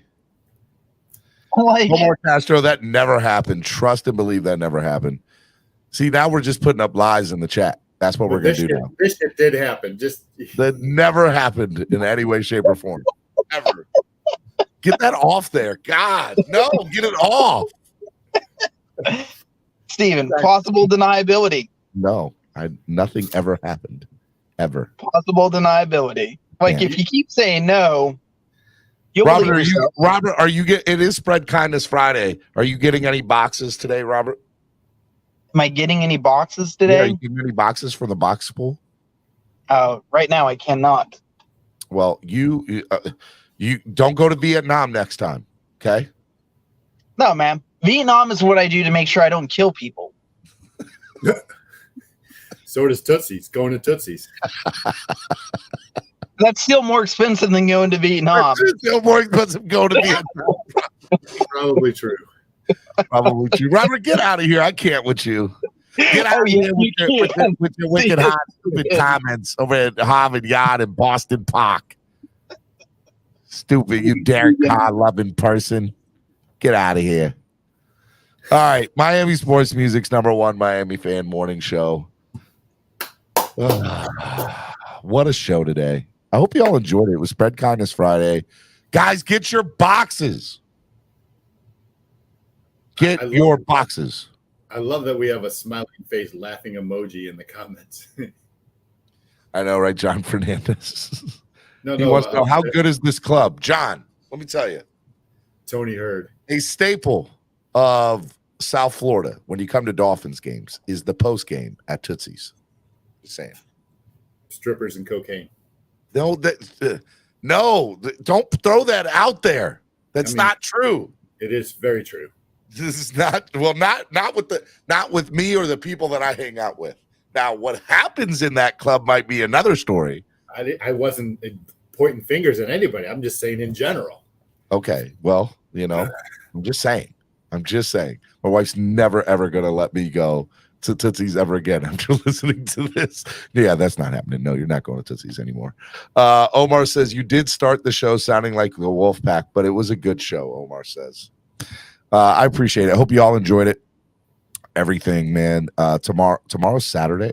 Hey, you gonna watch Pro Bowl on Sunday? Are you gonna watch hockey? Are you going to Sunrise? Are you gonna go to the NHL All-Star game this weekend? No, you don't care. I mean, if someone offers me a ticket, I might go. I'm not doing anything Sunday, so maybe. So real cool. So the NHL All-Star game is in Fort Lauderdale. They had a big deal on the beach yesterday. It's here in Sunrise, Fort Lauderdale, same thing. I live in between in Plantation. But on the beach, they had skills challenges for the kids. They had a whole fan fest that was really well received. I think there's a skills NHL versus all-timers skills challenge tonight or tomorrow night. So it's going to be an exciting weekend out there in Sunrise.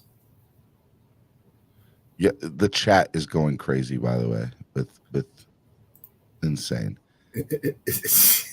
Okay, the strippers go together like two-way disappointment.